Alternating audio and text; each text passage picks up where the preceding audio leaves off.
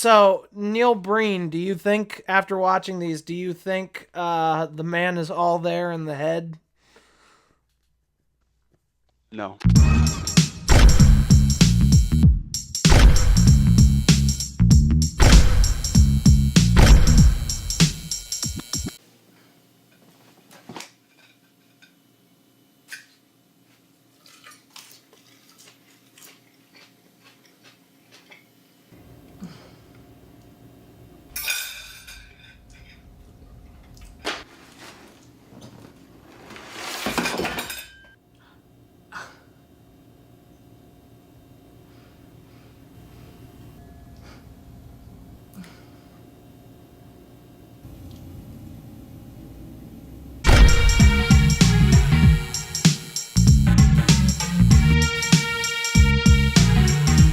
Welcome to another episode of the currently still unnamed podcast. I am Devin, Damn. Beck. and today we are talking about a legend among internet legends, Neil Breen, and a couple of masterpieces of the cinema. Questionable. Scenes are, but like the movie as a whole is amazing. I guess right off the bat, I'll just ask what your initial thoughts were on the movies.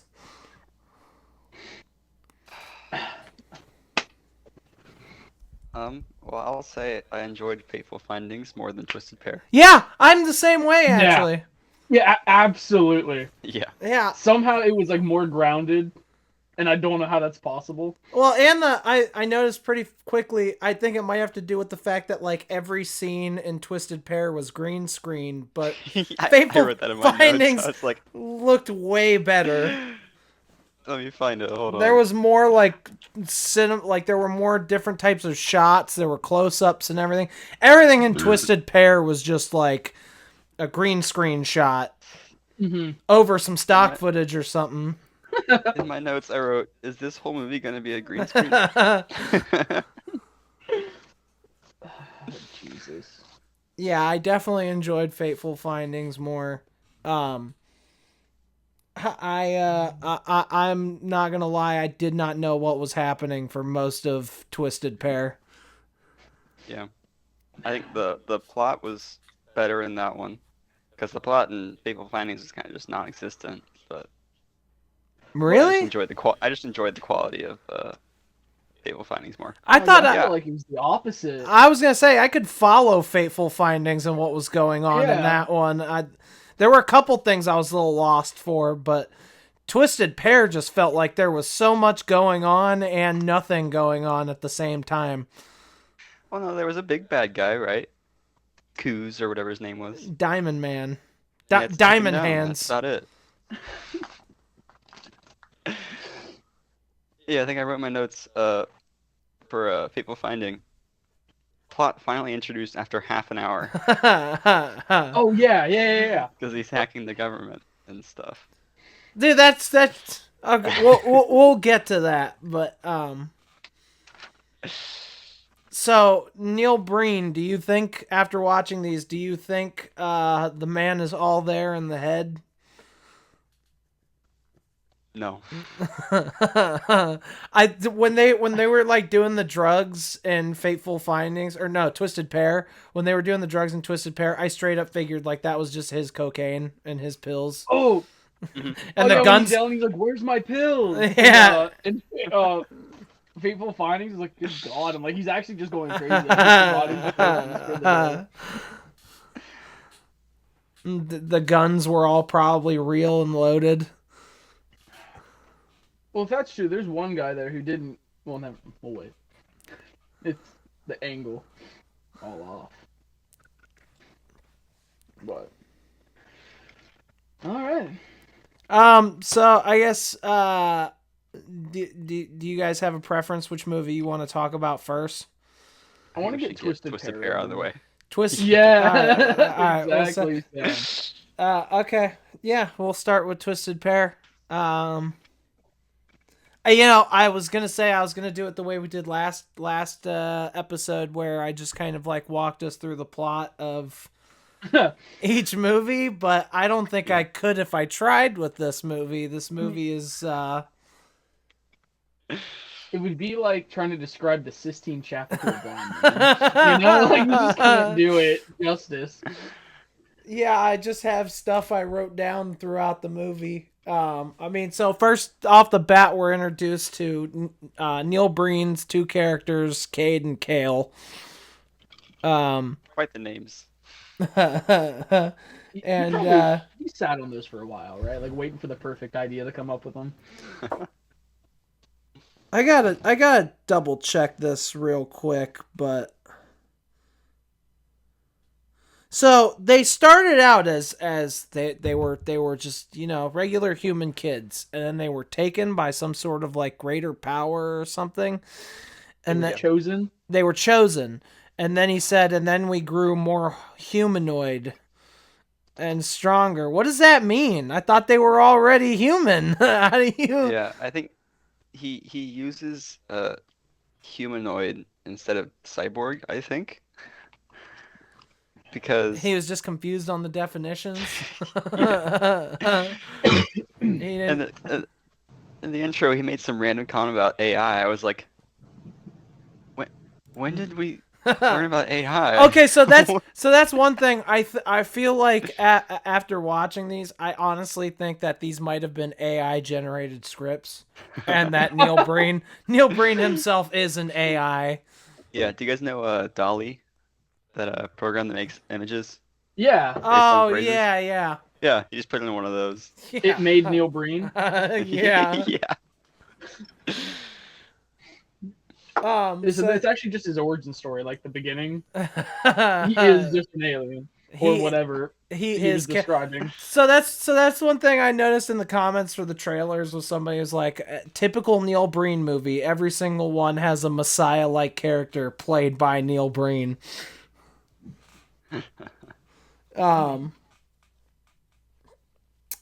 Apparently Kale sucks.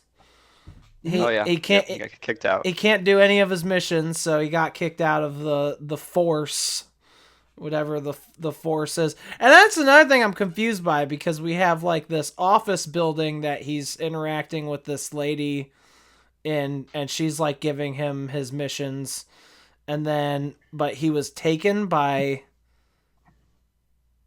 like AI sentient. I'm still so... He just called it a superior being. Yeah, he was taken by whatever the fuck that pale thing was that showed up at the beginning and end of the movie. That just looked like a mask on somebody's hand. But yeah. It's the thing that had the like twinkle in its eye that he kept disappearing into. Mm-hmm.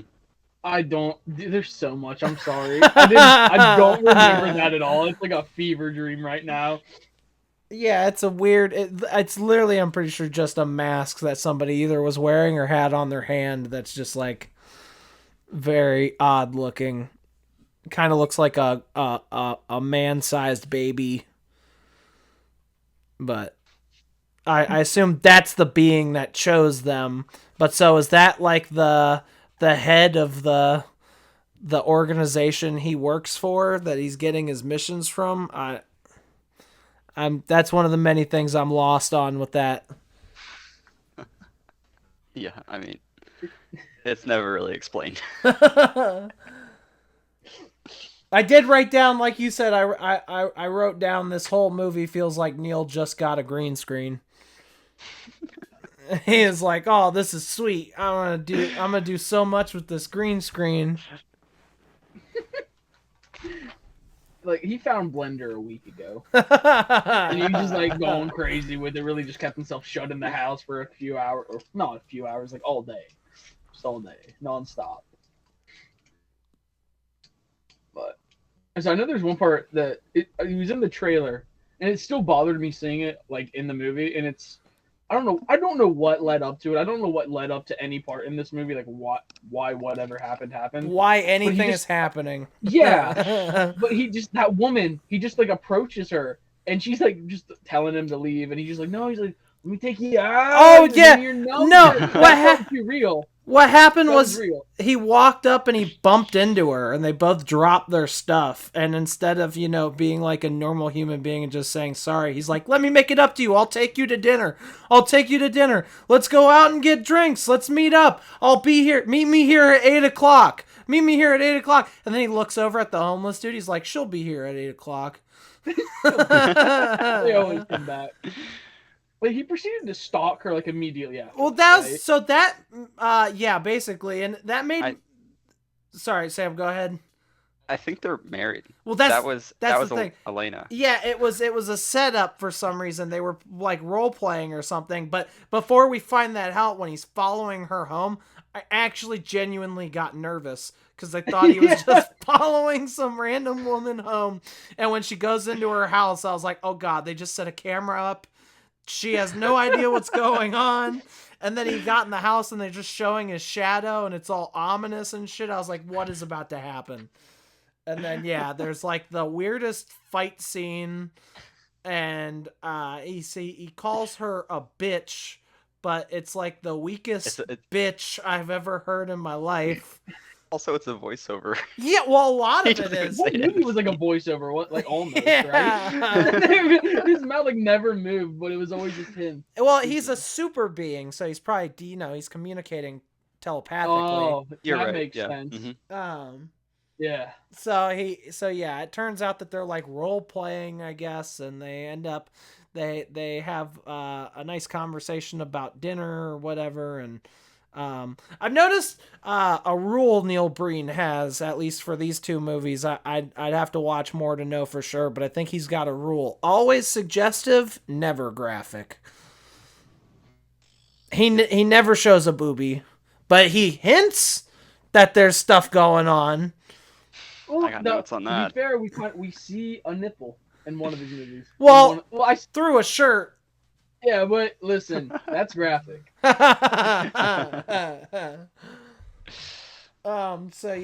that weird scene where it turns out that that's his wife, and that they set up that whole thing as like role playing or whatever. They have a nice evening, and then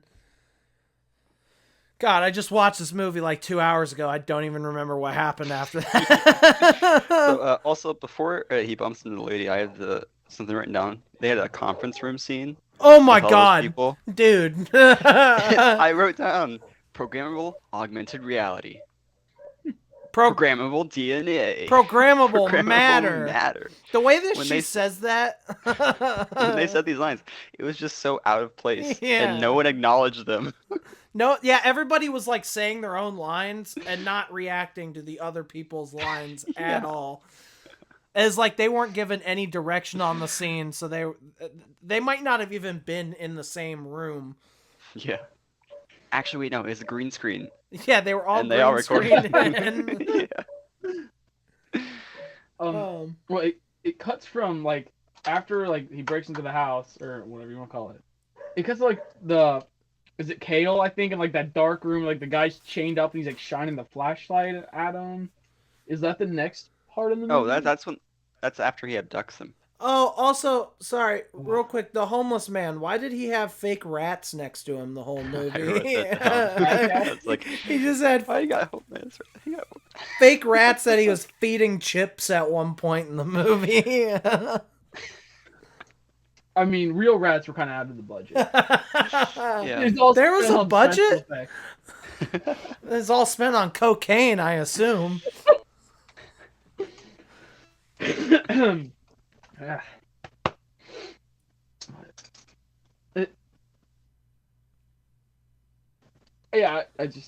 So I think it is like after that he kidnaps those guys and chains them up, and I love that one of them just has like tape with scribbles on it for a mustache. Like, there's two characters that just have like paper or tape mustaches. All the budget went to Kale's fake beard and mustache. Yep, I think it's because they play other roles. Yeah, one of the chained up guys, the Asian guy, was also that detective or whatever. Yeah, and I think both of them had the same tape mustache. Okay, so then after we have the scene with the chained up guys. We see Oh, sorry, hold on. Cade. Oh, yep. The chained up guys, he said like one or two things to them, and then all of a sudden they're like, oh man, all the cars we stole, all the money we embezzled, all the politicians we paid. They just started listing off all the shit Didn't they say, did. I think they said human trafficking too. They're just like listing off all the bad shit they could think of that they were doing, and they didn't hold back at all. I don't even think he did anything really. I think he might have shot one of them in the arm. Yeah. And that was enough to get them singing like birds. Sorry. In that go ahead. scene also, he said, I'm not going to kill you. And then, by the end of the movie... Well, there's a moment later on where he's like, you guys still have a lot of days left ahead of you. You will die soon. It's like, which one is it, dude? You gotta keep them on their toes. All right, so back to the other scene. So we have Cade and his wife Elena. They work together apparently. They get in an elevator, and it doesn't change floors. Yeah. Yeah. Well, it was just so that they could do the hanky panky in the elevator for like. It's true. I noticed there was a lot of that. I also wrote down sexy time in the group study. Yeah. Apparently no one else works in this building. Yeah, well, it's a high school. It's not even an office building. It's a high school.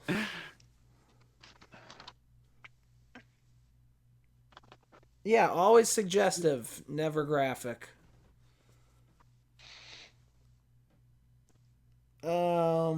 So yeah, then isn't it then he goes and he meets up with the lady who's been assigning him the missions. Oh shit, we completely skipped over the part where he's walking, he walks past that woman on the street, he's like, "Hello, have a great day." And his mouth doesn't move. It's one of those telepathic message things. Oh, and then he jumps into the building. He jumps into the building, and then there's just like the soldiers. It's stock footage of soldiers. And he's just like kind of green screens in, and he's like, "Follow me, I'll protect you." And then he walks off screen, and then they start moving. And there's like explosions going on behind them while it's happening. And then the whole building explodes, and I assumed like everybody inside died. And then No, he got them out. Yeah, and then it cuts to like a more destroyed type building with, I think, completely different soldiers and a bigger group coming out. And then he's like, "Follow me," and he like walks really slowly past them. One of the many amazing special effects in the movie. Mm-hmm.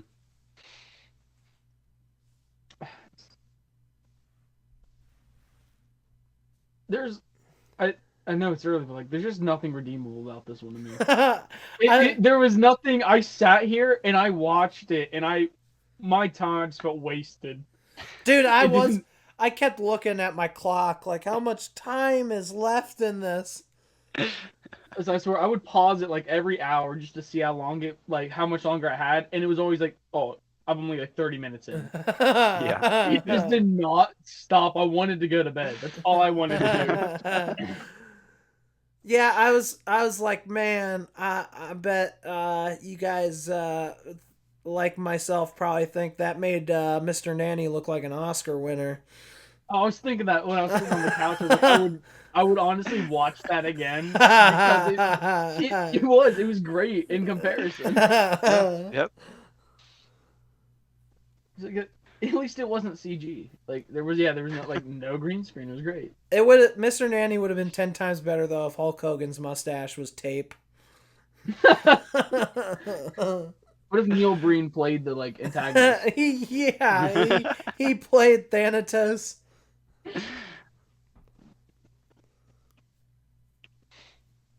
Yeah, so then we meet Kale's girlfriend, and they have this goofy ass fight over money and drugs. And there's like these goofy punching sounds when they hit each other, and then she like just falls off the bed out of frame, and that's like the end of the scene.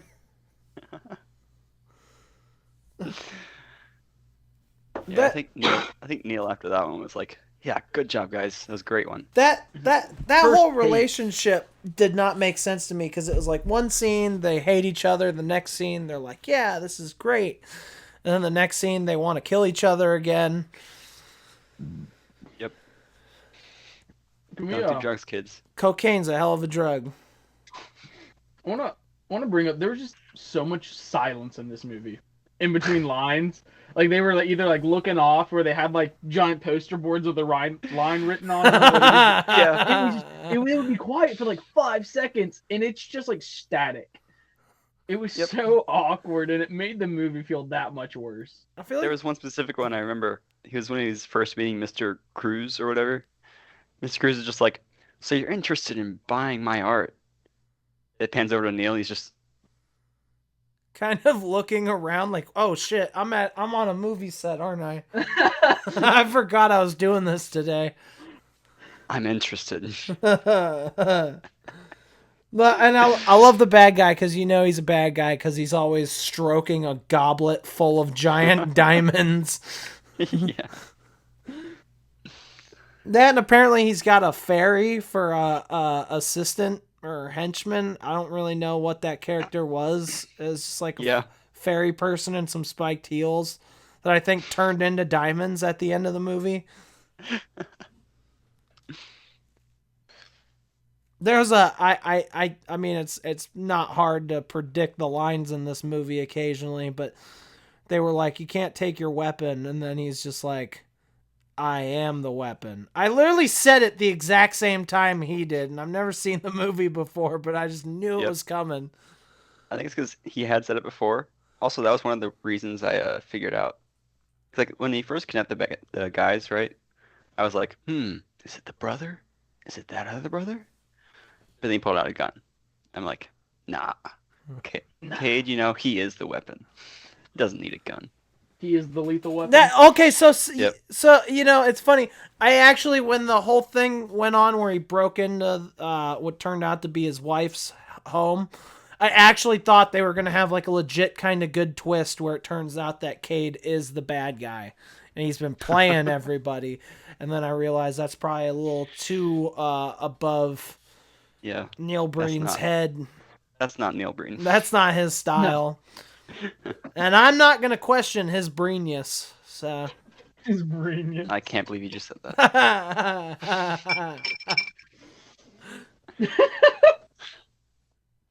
fucking hate this.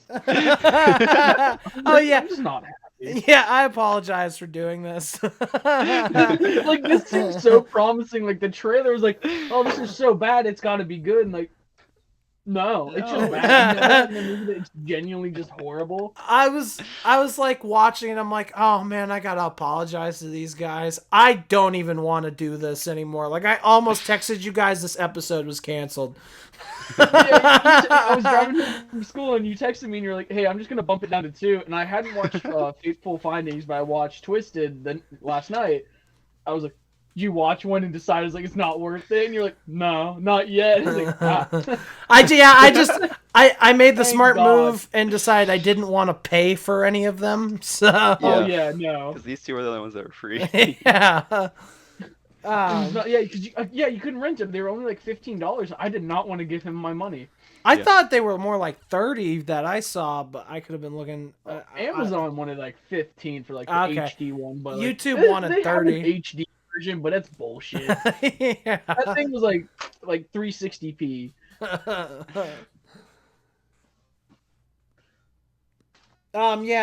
So the art that the bad guy's selling is like an NFT. Yeah, I think like a movie NFT. It's like the stuff from Harry Potter. It's like an NFT before an NFT was the thing. Did he invent NFT? Wait, is that what the N stands for?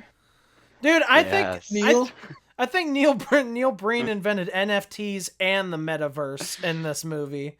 He dropped metaverse and then he ripped off Zuckerberg and Spielberg in the same movie. What was the Spielberg line? He points to his chest at the end and goes, "And I'll be right here." Oh, and, his finger glows, and I'm like, "There's no way you got away with this, bro." That made me so happy though to know that Neil Breen is always right here in my chest. I'm not. So whenever I have a stroke or a heart attack, I'll be like, "God damn it, Neil!" Actually, no, he's not. He's not in your heart. He's in your lung. Oh, that would be why I've live been and wheezing breathe. all week. Yeah. Smoking doesn't give you lung cancer. Neil Breen does. Got stage 4 brain.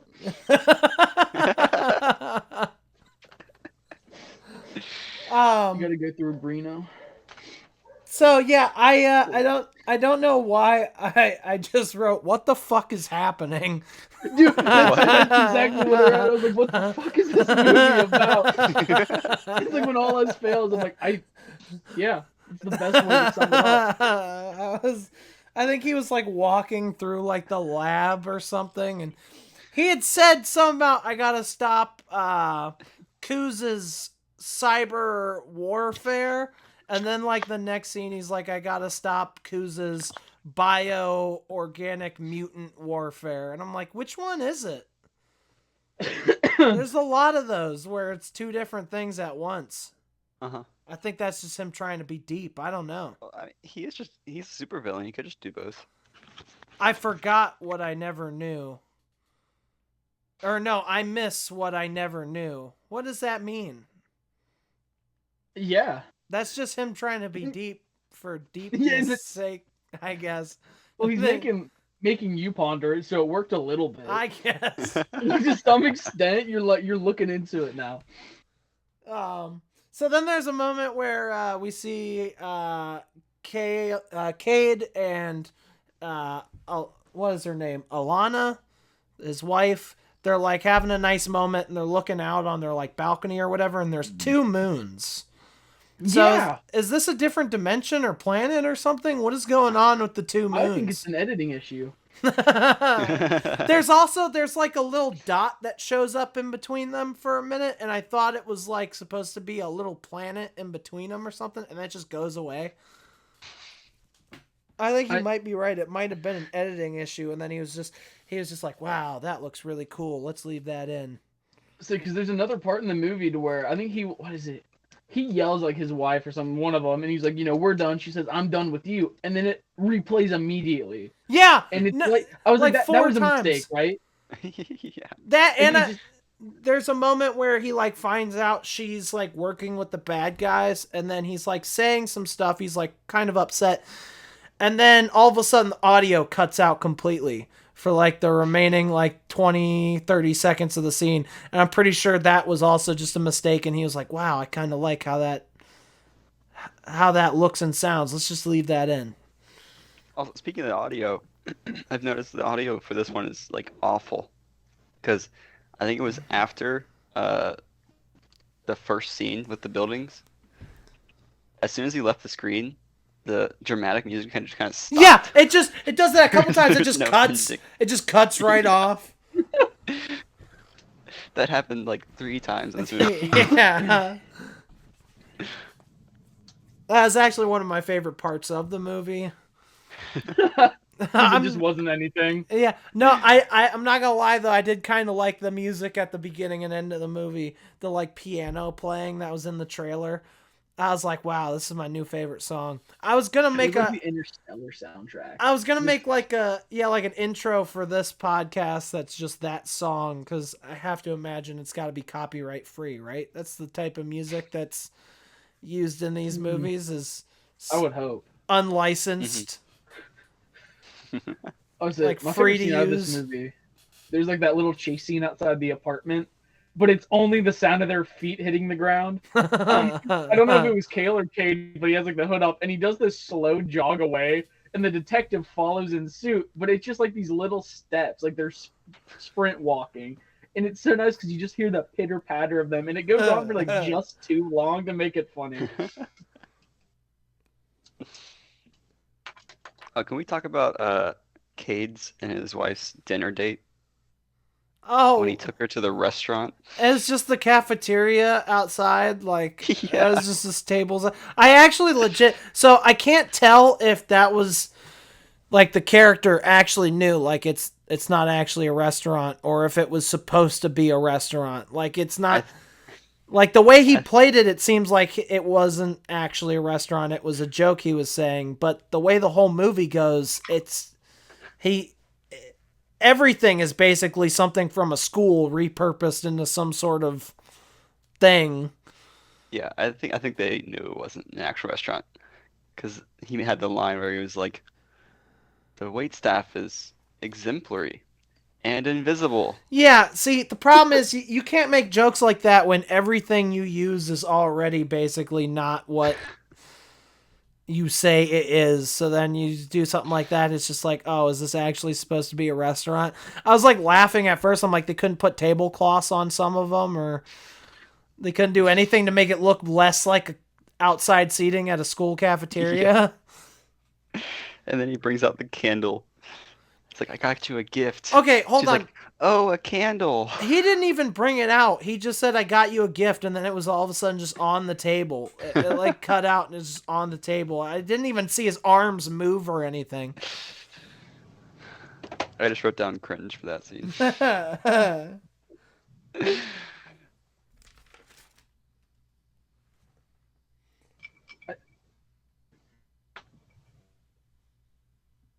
The best parts of the movie are in the trailer. You could watch the trailer, and you'll understand the movie just as much as sitting through the hour and 40 minutes. You know, it's better. Funny is I read that in one of the comments for the trailer, and I should have heeded the warning. Oh yeah, that's amazing. Like, absolutely right. I like there's a moment where he like wakes up from a dead ass sleep. There's like a shadow moving in the room, and all of a sudden he just shoots up. He's like, "Who's there? Who is there? I know that somebody is there." And he's like yelling at the top of his lungs, and his wife is still just in a coma next to him. And then immediately after that, he just passes back out. He just like drops. Yeah. He got hit with a tranquilizer dart or something. And then there's that moment. So Kale and his wife or whatever, they've gone through they're like three. They're like up. They're down. They're up. They're down. And then after that last one, they like split up or whatever. And then she runs into Cade in the street. And she's like, "Did you shave?" And his instant response is, "I never had a beard! I never had a beard! I never had a beard!" Like, she didn't even say, "Where's your beard?" She just said, "Did you shave?" Like, well, I think by that point he had met his brother, so he knew his brother had facial hair. So he was like, you must know Kale. Well, but here's the thing. So you would think that, and it would be wise to assume that. Except then she's like, "Wait, do you know Kale?" And he's like, "What? What? That's my twin brother. What?" Like he was shocked she was bringing him up. Like he didn't even. It was just the whole interaction was so bizarre. It sums up the movie. It's just bizarre. What's that song? How bizarre? How bizarre? Yeah, you get it. Yep. Oh, and then there's that scene where it's like right after the scene where he gives Kale's girlfriend or wife money, and then what's her name? Alana, who I love how we don't find out what her name is until like the last 10 minutes of the movie. Mm-hmm. But yep. Alana sees him give her money, and she's like, seems like she's like upset and suspects that he's like cheating on her or whatever. And then it cuts to her like getting past like a package by some dude. And then the dude walks away and he turns the corner, and then you see Cade walking around the corner, and all of a sudden he just comes back out from around the corner. He's like, "Are you following me? You're following me!" It's like, I don't think that dude was actually following him. He was just trying to leave. And then he's just like, "You betrayed me! You betrayed all of us. And the dude's face, I'm pretty sure, is just like, holy shit, what are you talking about? It's not, oh, fuck, I've been caught. It's a very odd interaction. There's also there's a mirror scene where he's just staring at a mirror. Oh, he grows yeah. facial hair in the mirror. And then the mirror just kind of, what is it? It shatters, or it just starts raining glass out of it? It doesn't show the shattered mirror, just because I don't think it's probably his own personal mirror he didn't want to break. I was going to say, I'm pretty sure it's the same mirror that's in in the other one. Mm-hmm. Yeah, then it starts raining glass. And he does the same shot in it, too, where he's got a version of him that stays in the mirror when he walks away. He loves to do that.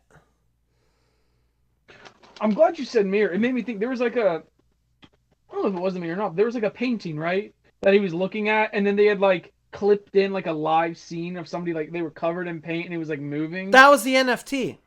Was it? Okay, that's what you were talking about. Yeah, that was the NFT. I couldn't picture that, and then you said mirror, and I'm like, oh yeah, I was like kind of freaking out at that part. It was because I was laughing when he's like, "This is the art we were talking about," and it's just an empty picture frame. I was like, "What is this? A Banksy painting?" Like, and then it appeared, and I'm like, "Oh, it's an NFT." Yeah, no, I've never even thought of it like that. And I like how he's like. He's pretending to be on his side. He's like, we hear that you have plans to like take over or whatever. We can help you with that. And then literally the next time they see each other, he's just like, we'd never help you. Like there's no build up to that. There's no like, it doesn't even show why he was kind of pretending to be on the dude's side. It just goes from him pretending to not. Yep. And also in that scene, they had a different actor for Cruz. Really? I didn't even notice that. Completely different guy. Fuck, now you gave me a reason to rewatch it. No. No, it's not even worth it at all. No, I think that would just be something I do as I'm like putting my head through a noose or something. Is just turn on Twisted Pair, or as I've been calling it, Contorted Nutsack, because that movie was balls.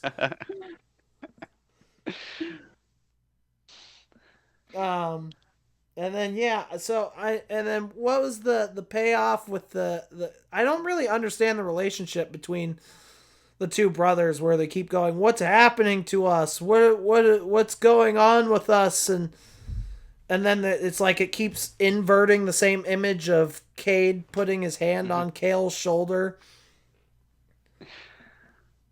And then he just dies at the end, or he runs away. I have no idea. The last shot of him is he's himself, like just leaning next to a pole. That's like the last shot of him. I was watching because there's a video Charlie Moist Critical did where he watched Twisted Pair, and he said that Cale is like a Toy Story character. Like, he's got to stay frozen anytime he's in Cade's presence. So realize he's a living being.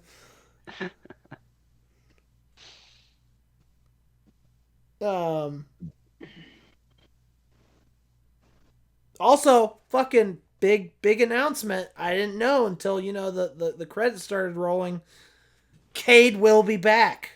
There's gonna be a motherfucking sequel. I hope not. Like a Marvel thing where like it pops up at the end and it's like Cade will return. Yeah, it's straight up. And I'm not gonna lie, I was hating the movie the entire time up until it said that. Then I'm like, yeah, we're gonna get a sequel. You really get back in with that. My immediate reaction to seeing that was, I hope not. I bet you it's one of those things that will never happen. But I start wondering, because the same video that Charlie did, he like right before he started, he's like, fuck all you bandwagoners. I've been a Neil Breen head since 2011's Double Down. Like, I don't know who made him like big time, but it's bullshit, because he was my underground king.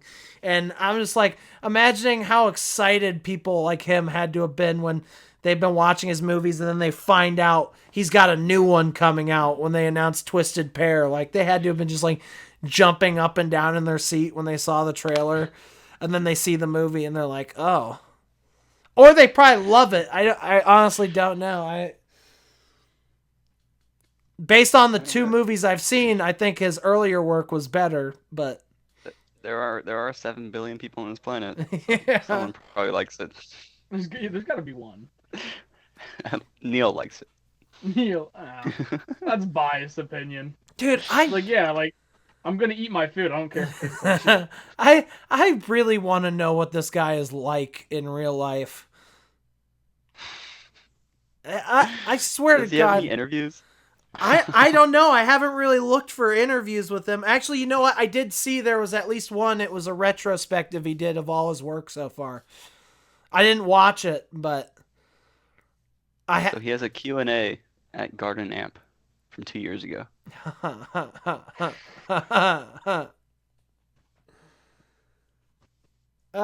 Yeah, I'm curious what this dude is like, because like I don't know if he's putting out casting notices or whatever, like where he finds these actors. Like this one, the actors all seemed like they were all teachers at the high school he was shooting at or something.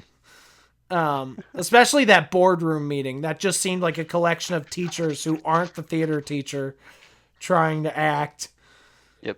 And but it seems like he's like always finding like really attractive women to be in his movies. Yeah.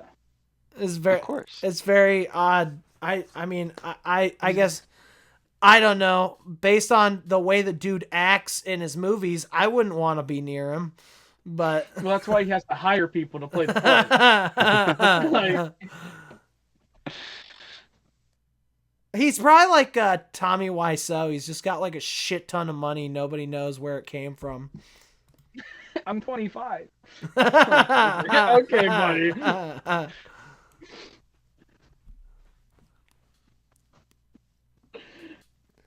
Where were we? What are we talking about? Dude, it's so... We're talking about Neil Breen. We've got... I've ran out of notes on this movie, all right? I've already I stopped my taking notes like halfway through. Did you really? I will say, I had to make myself feel better after watching this movie, and I immediately turned on Big Daddy. And it was so good. It was so good. So that does remind me, though, while I was watching this movie, I was like, God, I have to watch something good to wash the taste of this out of my mouth. Exactly. The problem, some Adam Sandler. The problem was I didn't have time because I watched both of these this afternoon, so I had to follow that right up with another Neil Breen movie. So the entire time I'm like, oh God, I still have like 2.5, 3 hours of this left. Thankfully, Fateful Findings was more enjoyable to watch. Yeah, I watched that one first. But, yeah, I was like, fuck. Like, this movie kind of reminded me of, because it's one of those things, like, when it first started, I'm like, fuck, I hate movies where the actor is playing twins. It almost never works out when one guy is playing a set of twins. There's only a couple of things I can think of where that actually works. And one of them, it's not really twins, it's like a doppelganger. But the third season of Twin Peaks, Kyle MacLachlan. Jack and Jill. No.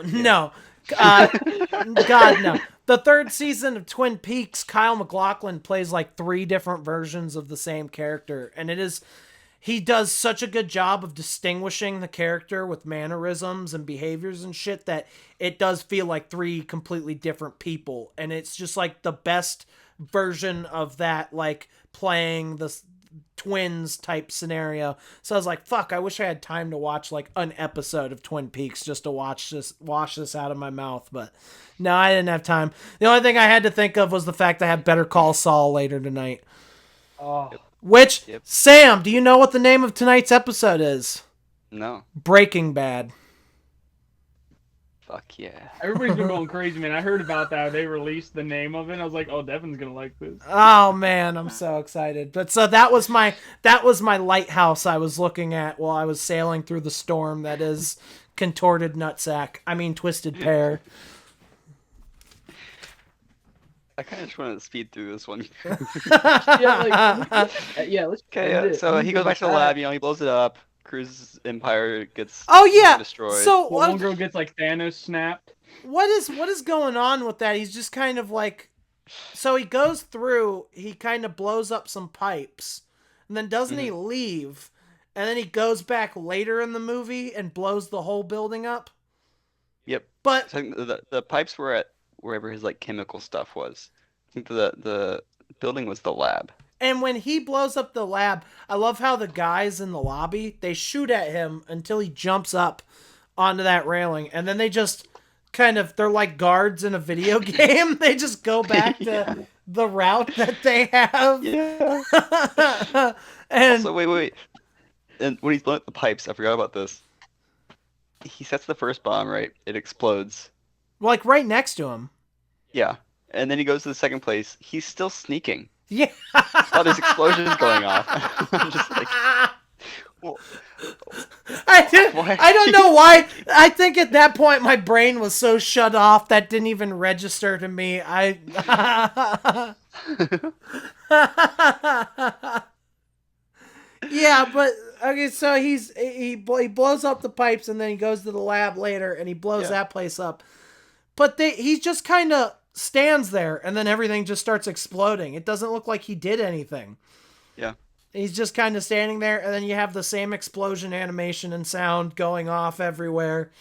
You can literally see the box. Like, when the explosion happens, you can kind of see the glow on the edge of the box where the animation is. And then yeah, he just kind of flees the building. Oh, my God. He's an actual piece of shit. I think that might be the worst movie I've ever watched. Oh, easily. Like, we don't have to stream ever again. Like, we found the worst movie ever made. Like, wasn't that kind of the purpose of like half of it at least? Yeah, that based on our intro on YouTube. Yeah, I mean, part of our mission is to find the worst. Now we got to find the best. Well, we did. What was that, Mr. Nanny? No, Lord of the Rings. No.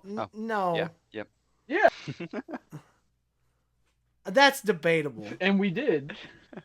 I won. With Sam and I won.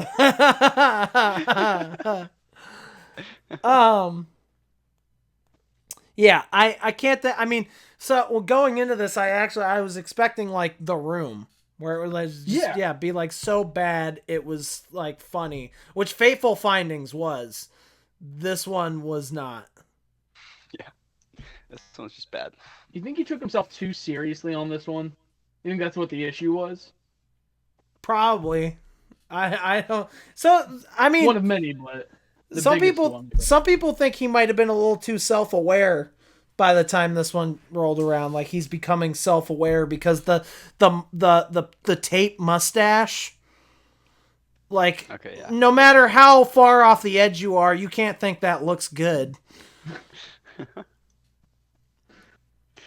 And to use it twice. Yeah. What does this guy say? He says, the beard always wins. I can only read part of the tag, though. Sneaking 2. Can one of you guys read that? My OBS is cutting it off. On Twitch? Yeah. Actually, I didn't have it pulled up, so I don't even know if it'll load for me. Oh, my goodness. My tablet's dead. Just call me Tooth. Sneaking Tooth? Is that the name? Just call you Tooth. Well, what's going on, Tooth? Welcome to the conversation. I think that's all he had to say was the beard always wins. Well, yeah, but still, I mean, he contributed.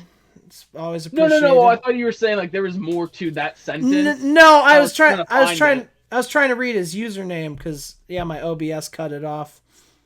Oh, okay. What a bad friend. Wouldn't even pull you up on. Man. Man. I mean, they're not wrong. I mean, okay, here's the sad thing though. When I join, I'm one of the viewers and it's just kind of like a lie. Well, I guess that's true. Do as you wish. I'm scuffing the election right now. I'm putting in fake ballots, Devin. I don't want to do that. I will pull up the stream though, so that we at least have aside from Tooth, we'll have one more viewer. Oh God. My Twitch got really loud. But yeah, so... You guys ready to move on to Fateful Findings? No, I want to just talk about Twisted Pair. Dude, there's nothing. What do you mean? There's nothing more to talk about.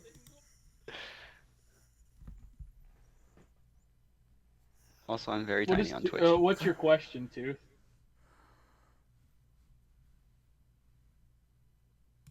Yeah, that's blurred out. I can't read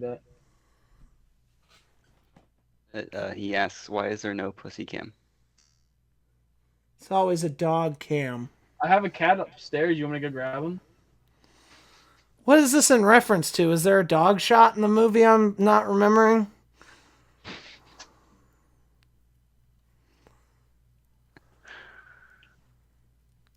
I don't remember there being a dog in the movie, but like I said, my brain turned off. Like, I mean, Neil Breen's kind of a dog, but he's not a dog. This is true. Well, you should watch it. It's called Twisted Pair. Yeah, Twisted really Pair. It's free on YouTube. It's a masterpiece. It should be.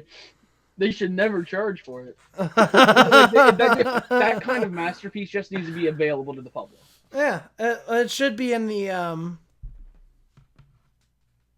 It should be on the or in the what is it? The library, the National Archives. Mm-hmm. And they should have a copy. They should have a copy of it that they send into space. We would get invaded. They would destroy every copy. All of a sudden, Earth gets glassed like the next day. Yeah. Oh, glass. We want Neil Breen. You think we'd look up and see the objective in the sky that just says survive? Shartopus. Are we? Wait, is that our recommendation for next week? Is that a real? I'm looking it up. Hold on. Sharktopus? That might be that's what I was thinking. Sharktopus. Yeah, I know about that movie. That was like on Sci-Fi a lot, wasn't it? Well, it's funny. Our friend Natalie, she's been suggesting that we do disaster movies. Is disaster movie on there? Oh man, the chipmunks in that movie. I was gonna say that'd fall more under, I think, when we do the parody movies. Wow. Which I have some suggestions for what the next couple episodes should be, but we'll get to that. We'll get to that later. Because I just wanted to talk about Twisted Pair for another hour. All right, fine. You know what? I got a long day tomorrow. Like, I don't want to use all my future energy on that. All right, so we'll move on to Fateful Findings, the better masterpiece of these two. Can I just immediately say how much it set me off that the main character's name was Dylan, and hearing that being yelled every 2 seconds? It was it was so weird, That's why I'm lucky enough that my name doesn't come up too much in movies, and then when it does, I'm always just like, there can be only one. I'm glad I changed it so I'm never associated with this.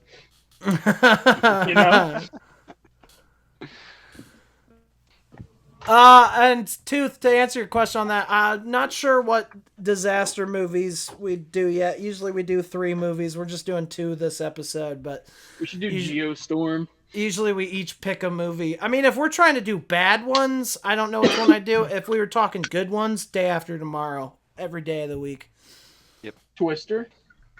Twister's good. Twister's real good. That's an OG. Armageddon. That's a good one. I used to Google myself, and it was always brought me to a porn site. I knew that's what he was going to say, or she. I'm making something. But yeah, so we meet Dylan and Leah, a couple of 9-year-olds going into the woods to... I don't really know what the hell they were doing. They just turned a mushroom into a box for some reason. They find some magic rock inside. Yeah, which another thing that they don't ever really explain. Yeah, I just realized there's a question I had that never got answered, and we'll be getting to it very shortly. But yeah, they never really explained what the rock was. Yep. Or did they? And I missed it. Wasn't that how he got his powers? I think it's like some magical rock. It's like a chronicle, except Michael B. Jordan's not in this, and it's not as good. I also didn't really understand what the hell his power was outside of phase through a wall one time. I think it also gave him improved recovery. Yeah. So He had a good healing factor. Yeah, so they find the rock, and then they end up getting split up there because her family moves away, and he's like, I never saw her again. And best performance of the movie was the dad. Yeah, that was not just me. Okay, no, because he really wanted to leave. Like that was 100%. It was like, Leah, let's get out of here. This man with a camera, like we're going. But yeah, so they split up, and then we kind of jump into the future, and we see, okay, yes, it's a mystical black stone. It's a more apt description. Although I'm wondering, they probably just bought it at like a D&D shop or something. Like it looked like a D&D dice without the dots on it. Yep. You mean the numbers? Or numbers, whatever. You mean the numbers, Devin?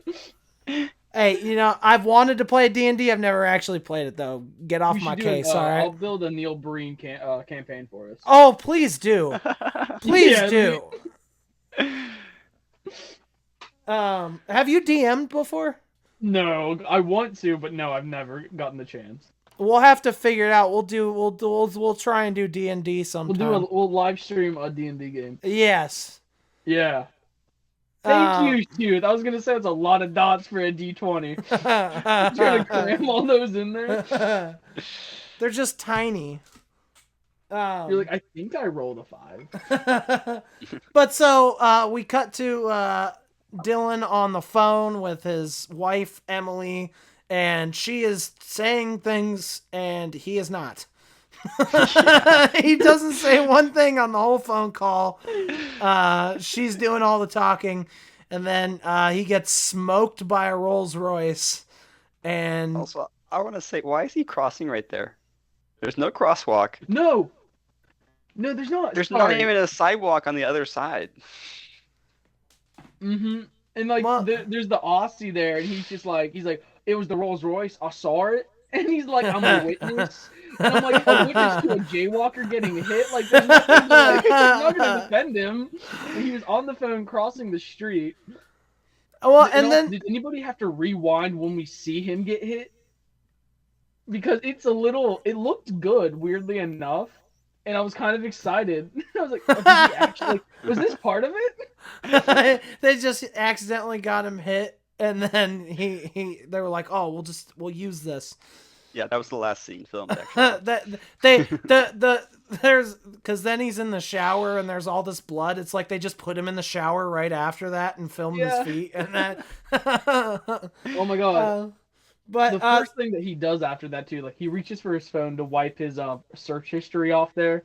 And he's just like reaching for his phone as he's dying on the ground. Well, and then. Like, so then there's legs. There's a pair of legs that get out of the Rolls Royce, and they walk up, and then they try to grab the stone, but they don't. I assumed at some point we would figure out that was Leah trying to steal the stone from him or something, but that doesn't seem to be the case. And by the end of the by the end of the movie, they never really explain who that was, but they seem to know something about the stone, unless it was one of the many different government agencies that he was hacking at the time. And that was one of their attempts on his life to stop him from revealing all the truths that he was collecting. Yep. Like at the end of the movie that we see. Which I can't wait to talk about that. That shit was... Oh my god, that got me. A little pet peeve I had, because I don't know what I was expecting. Like, I knew this wasn't going to be a masterpiece. But you're saying, like, the gauze, like, we see him when he wakes up in the hospital, and he had the ventilator oxygen mask running over the mask, and it's not in his nose, and there's no hole. They just have it over the gauze. And I'm like, yep. I wrote that down. I was like, what the fuck are they doing? Also, he had the nose one, right? And the mask. Yeah, that's what I was saying. Like, It's he had just the double oxygen. oxygen. Like, oxygen tubes, and it was just laid over the gauze. They're just trying to make sure he gets his oxygen. But he wasn't getting any. It doesn't. You have to put it in the nostrils so the air gets in.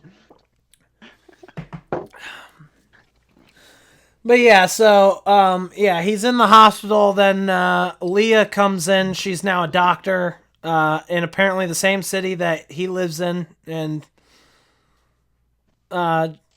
coincidentally, is it working in the hospital he gets sent to? So she goes in there, and she says, he's not my patient, but let me know how he's doing. I'll come back and check in on him. And, of course, later on, we find out she never even bothered to check the chart, so she didn't even realize that was Dylan. She just randomly goes into other rooms and starts interjecting herself and opinions into the situation, I guess. I think she was the neurologist they called, probably. Did they call a neurologist? Yeah. But she kind of just checked his pulse and was like, he's not doing too good. I thought she was just a doctor from another room that was coming in to...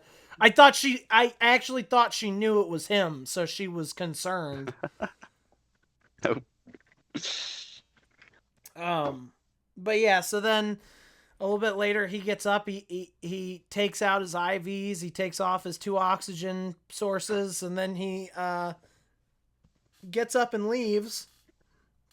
We see a mysterious pair of shoes walk in, check on him. Wait. You skipped over ass.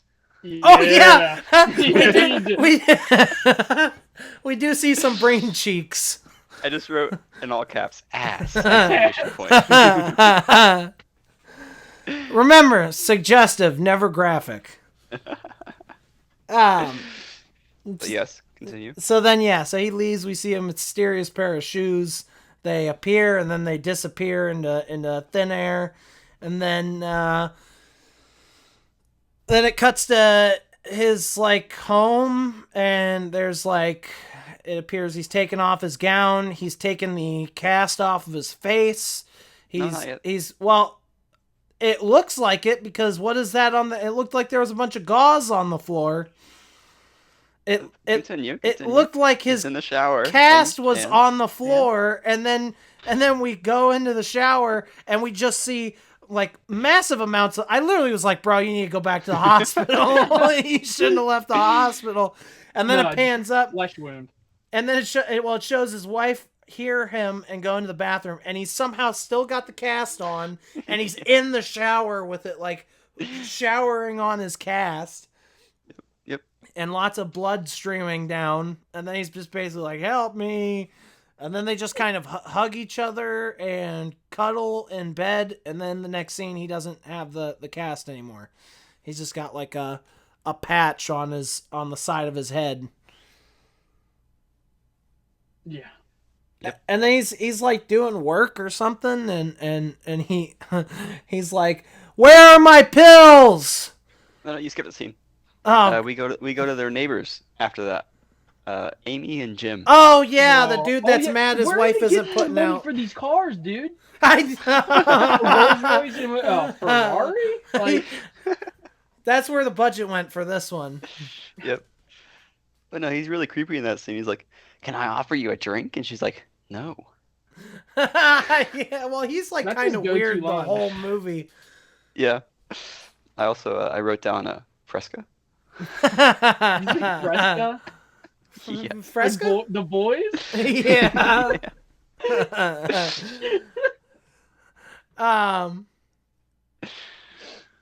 Okay, yeah, then they're back to the I need my pills. And at this point now he doesn't even have the patch on his head. Now he's fully healed. And yeah, he's like, I need my pills. Where are my pills? And then we see Emily, she gets him his pills, but she takes some and puts them in her pocket. I assumed it was kind of like my grandma keeps Cheerios in her pocket for the dog.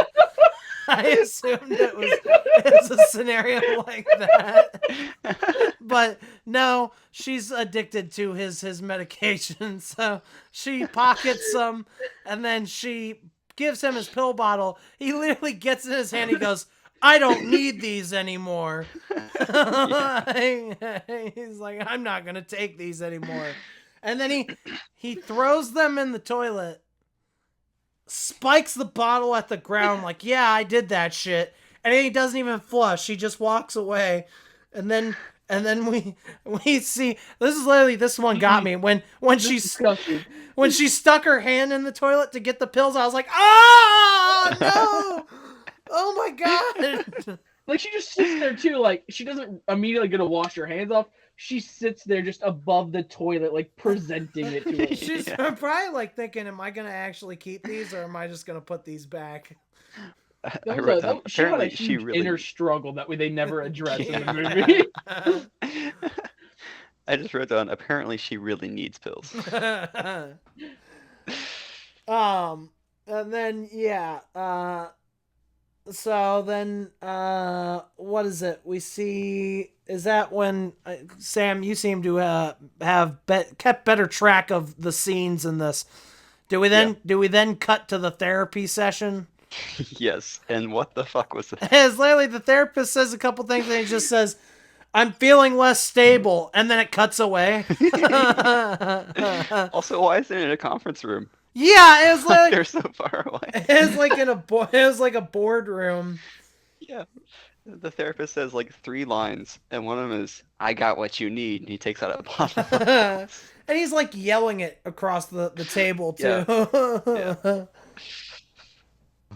God. So then, yeah, so the therapy session does not seem to be working out. And then we cut to, they have a dinner and they invite Jim and his family. Or am I skipping something? Is that for the grill out, like the party? Oh, no. No, that's later. Something. Okay. Yeah. I have written down, I think he's in his office, because I wrote this down. He falls unconscious, right? After all the shaking with the coffee cup. Oh, that's right. Up, Bro, licks his lips, just looks at the coffee. Yeah, and then he tries to drink it, and then he spills it all over the place. Yep, and falls unconscious again. Dude, those laptops stood no fucking chance. I was like, yeah, I hope that was broken. Dude, those laptops get sent through so much bullshit during that movie. And then after this one, we have the garage where the cars first introduced. Okay. Yeah. I wrote down literally a porno plot.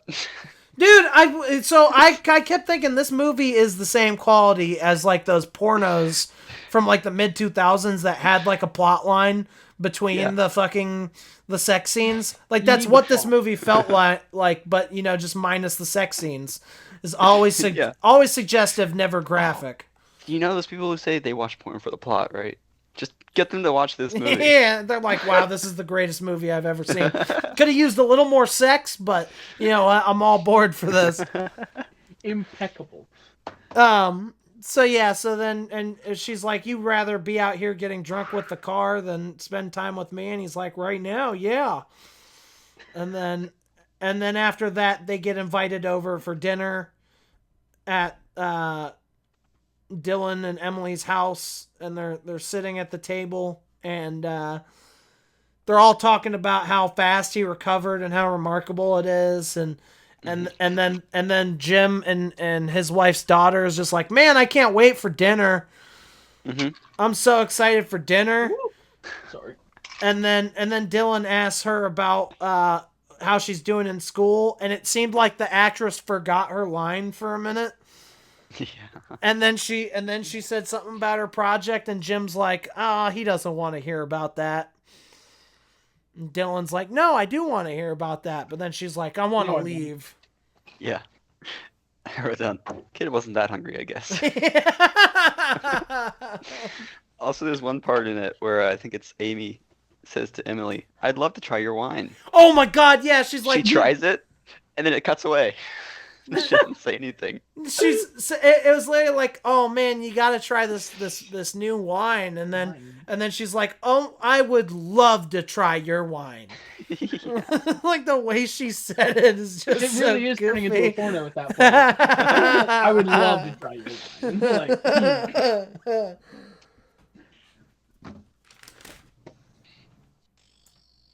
wine. Okay, and then we cut back to I don't remember how is it he's just sitting at his desk typing, and then he's just like writing? No. He's writing, but then he's like, I'm not actually writing. I'm actually hacking into every government in the world, this and that. That was 40 minutes into the movie. Because I paused it, I'm like, how long did it take them to bring this up? It's so broad too. It's just I'm hacking into all the secrets of the important governments. Yeah. That's actually when I wrote, like you were saying, maybe the person who ran him over was a government agent. Yeah, I didn't even think about that until when I said that a few minutes ago. I was honestly, up until then, I was just like, who the fuck was it? Yeah. They never revealed it, but I get it kind of makes sense that maybe it would be someone trying to stop him. They just didn't anticipate the fact that he was a superhero. Yep. It was he was a superhero / hacker man. Mm-hmm. Same thing. I'm going to use the computer to hack into time. Is that a Fury reference? Yeah, I was gonna say. I came back in time because I love you. Cop, yeah. I was like, what year is this? Like, oh, what they say, like the 1000 BC. Like that explains the laser raptors. Yeah. You know, they're working on a full length theatrical release. Well, of we that see movie. Hitler survive as it's not a Nazi. It's not a sequel. It's like a remake, but like a big budget, full length remake. I loved how short and sweet that movie was. Yeah, same. I think it kind of takes away from the charm of it. It's 30 minutes, but it's just ridiculous and nonstop. But it works because it's like an episode of something. I would love to see just like a full-blown sequel of it, or if they do it right, yeah, like a remake of it that's a lot bigger. It's gonna have the same guy in it still, though. It's like the music video. With the David Hasselhoff. Yeah, and I played the game. What? there's like a side scroller beat 'em up style arcade game. Was like a side scroller. That makes so much sense. Yeah, well, I don't think it's based on I think they made the game in like tandem with the movie, but yeah, there is a game you can play. I have it on my PlayStation. Oh, it's a lot of fun. I hope it's on Steam. Checking that out. But yeah, so he's hacker man. He's hacking the governments. He's trying to get all the secrets. From the web. And then I think then we cut back to. I literally wrote down the hacking thing came out of nowhere. There's really no like lead synopsis for the movie, but that's if you just went to the premiere for this movie with no idea what was going on, Neil Breen just it's like, and now I present to you my latest masterpiece, and they starts playing it, and then the hacker thing comes in. You're like, what? Where did that come from? That's amazing. So then we go to the scene with Amy and Jim, and they're sleeping. I was gonna say, aren't they both in bed? Yeah. And they're laying on their stomachs. Both of them are laying on their stomachs for some reason. I don't understand. Yeah. I wrote down, who the fuck sleeps like that? Yeah, I was thinking the same thing. But we do get some great side boob. Yeah, I wrote that down. Yep. In all caps with an exclamation point. I made notes specifically for side boob. Yeah, great side boob. They both kind of well, Jim tries to talk to her. She doesn't really say anything. And then what is that when we cut back and Emily and Dylan, they're kind of having their issues. Emily reveals that she's really addicted to pills, and she feels like she would just be better if she had more pills. And not yet. There's a psych session before that. Okay, well, because I just wrote down those laptops never stood a chance, and I know that was when they just threw everything in the office on the floor, including the laptops, because you actually watch one of the laptops break when it hits the floor. Yeah. Um, But no, there's another psych session. I didn't write much about that. And then they're talking together, just on the couch. He says, "I've got to get this work done." She yeah. proceeds to complain about her job. He doesn't comment on it. He just says, I "I've really got to gotta get this get work this work done." done. And then he just completely ignores her complaint and starts talking about the hacking. That's right. Yeah. And then she continues complaining about work. I wrote down this is just two different conversations. Yeah. Um. And by the end of it, I kind of wanted him to say, just again, I've got to get this work done. Well, and then so was that when they go to the office and they kind of have like the suggestive sex scene type Yep. thing, and they literally throw everything off the desk, the laptops included. One of them breaks, and then he does this thing that they do twice in the movie where she takes her shirt off just above her breasts, and that's where I came up with the always suggestive, never never graphic, Yep. because it's always just he won't cross that line. He might show you some side boob, he might bare his own ass, but it's never the whole thing, and it's Yep. only briefly. For that scene, I wrote down, apparently he doesn't need to get the work done. No, it wasn't that important. He's gonna spend the whole next week trying to reorganize anyway. So Yeah. I also wrote feet in all caps with an exclamation point. what? Oh yeah, because it shows like their feet and then the clothes hit the ground. Yep. And then the next note I have is on the cookout. Was there anything between this and the cookout? Because then I remember she's like, we should invite them over for a cookout. Yeah, Jim there's and a family. bit between that. So he meets the new psych lady. God damn, you wrote down some good notes for this one. Yeah, I basically wrote down like every scene. Basically, they talk. There's the mirror scene after that. Okay, that's right. The mirror scene is so strange. I don't understand. Yeah, I don't know why it's there. Then I think, oh yeah, fucking Amy and Jim are having their argument. The lights are off. They're in bed with all their clothes on, and they're yelling. Oh, that's right. I was literally like, why is she talking to him like they're on an airport tarmac? Yeah, it's like, why are they yelling? I'm sorry, my mic's been muted. There was one thing I wanted to say, and I didn't realize like it was. It's during like the sex scene in the office that was like it was really prevalent in this movie. She would only like kiss him closed mouth, and you could see like Neil was trying to get in for more, and it was so awkward because it was just a very quick like. And then he kept going back, and it felt so awkward that she did not want to be there at all. He did not pay her enough for that. I don't think anybody did. Not in the job description. Yeah, I forgot that. Yeah, they were like yelling at each other when they're not even like in the middle of an argument. Yeah. Then there's also the mysterious guy who shows up again. He goes to their house. That's right. Teleports through a door. It's like every time he shows up, he gets a little bit closer to their bedroom. Yep. So that's a straight up ripoff off of. So I have to imagine that he was trying to take some inspiration from David Lynch for this movie. Because I don't know if you guys have seen any of David Lynch's work, but he does this like strange ethereal shit a lot. And all the scenes where he's like sitting in that like black room that almost looks like it's like just a bunch of tarps or something. You know what I'm talking about? And he's always naked. And then Leah starts showing up in it later, and they're both naked. So that felt very like Lynch inspired to me. And then the guy showing up at the house and getting closer to the bedroom each time he shows up. It's literally like a plot point in the first half of Lost Highway. There's like the main character, he keeps getting videotapes delivered on his front porch, and he'll open it up and he'll play it.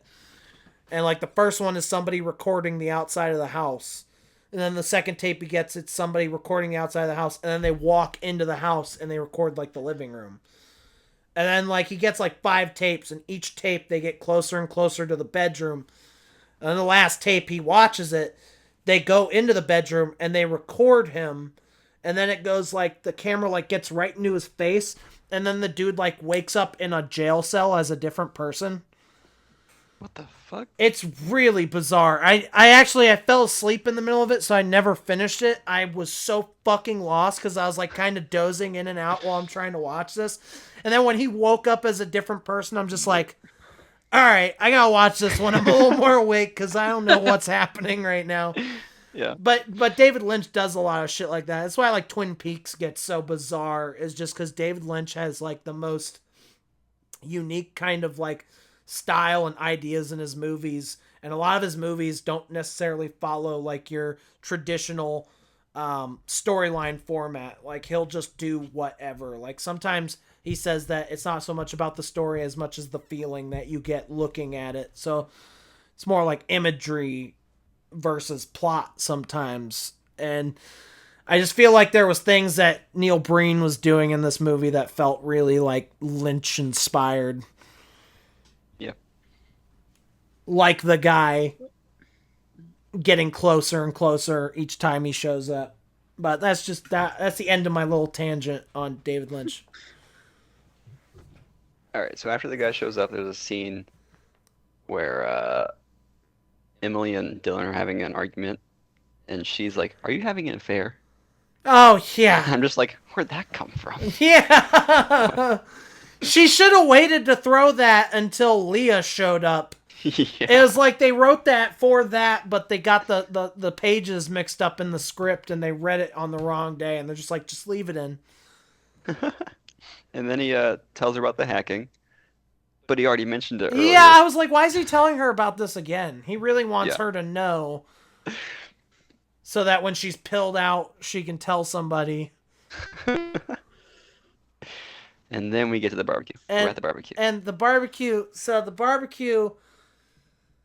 can I just say, for a movie that felt like it was really building up to this great reunion, the reunion sucked ass.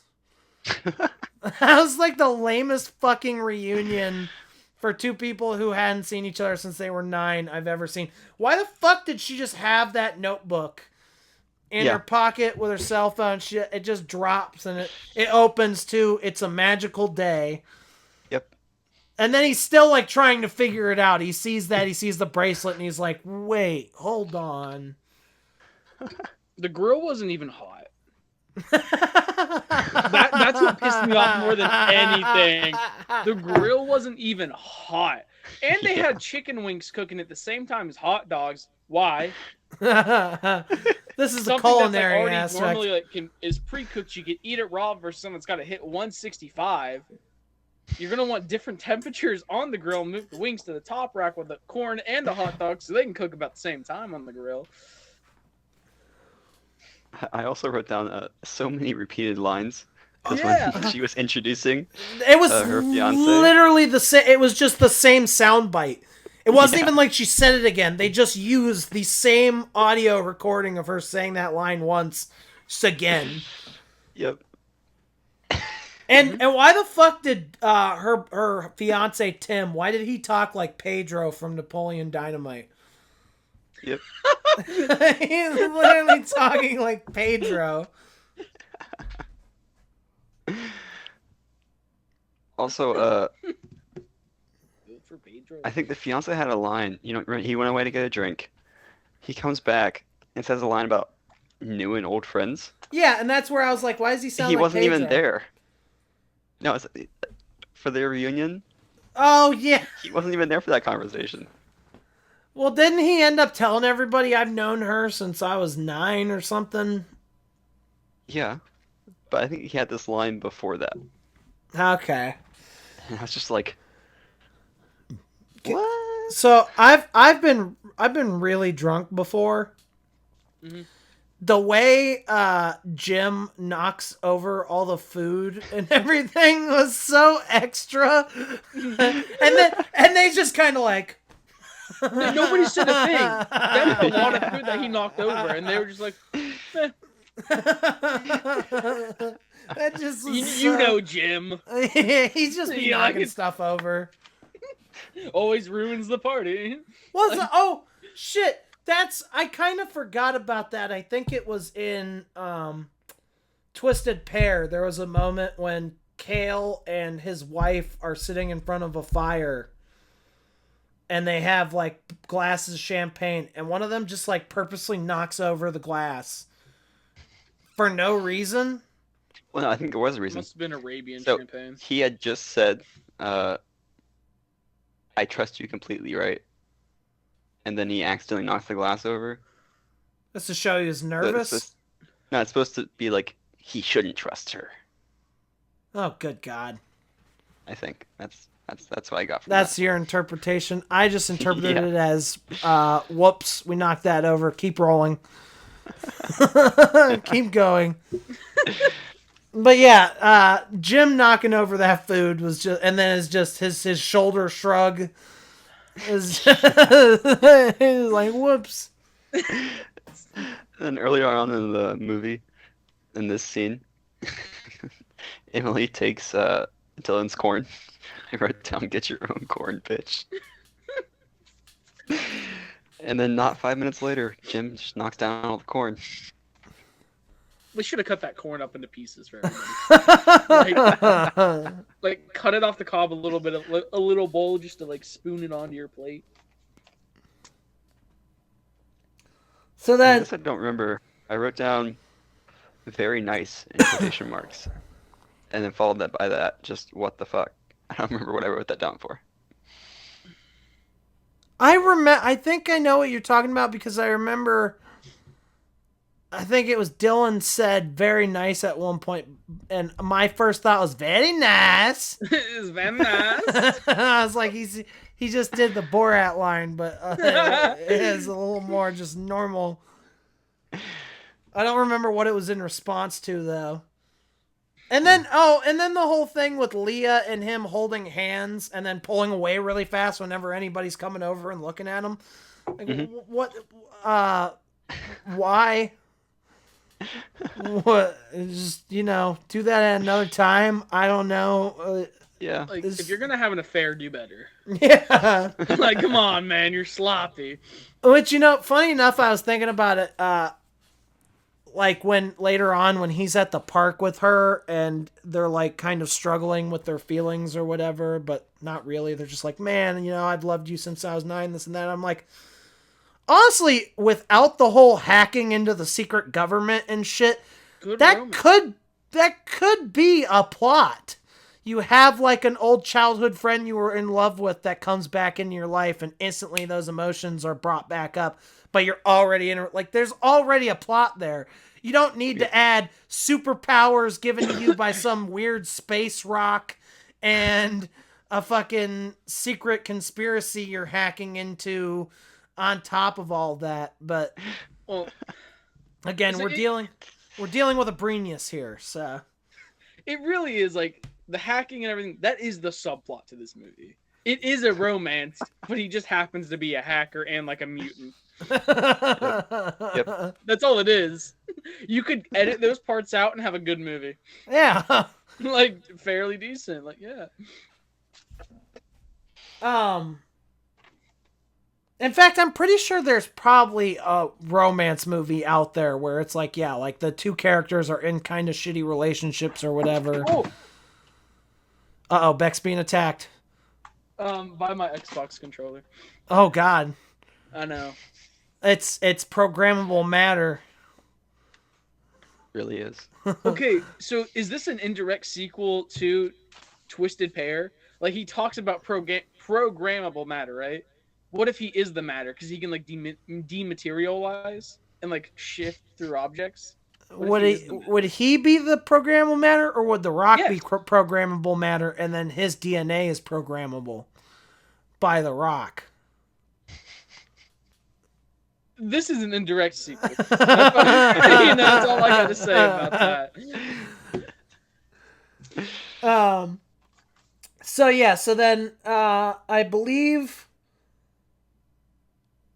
we're coming up on now my second favorite scene of the whole movie. We start with Jim and his wife on the couch. They're arguing. Basically, he's like, "Did you have another rough day at work?" And she's like, "Actually, yeah, I did." Like an actual genuine reaction to that. Like, "Yes, dickhead, I did. I keep having bad days at work. Thanks for asking." And then they both splash each other with their drinks. We see her nipple. Yeah, you do. And then, but she's also super pissed. She just got drink splashed on her. She's actually... But she threw first. But she's still pissed. She's pissed off enough. She's pissed off enough that she goes and gets her gun. And Jim goes to the garage to work on his car or whatever, and she comes bursting into the garage and she says, "I'm going to put..." What does she say? She puts like, "I'm going to put some holes in that stupid car, asshole. Fill this car with holes or something." Yeah. Yeah, and then she shoots once and kills him.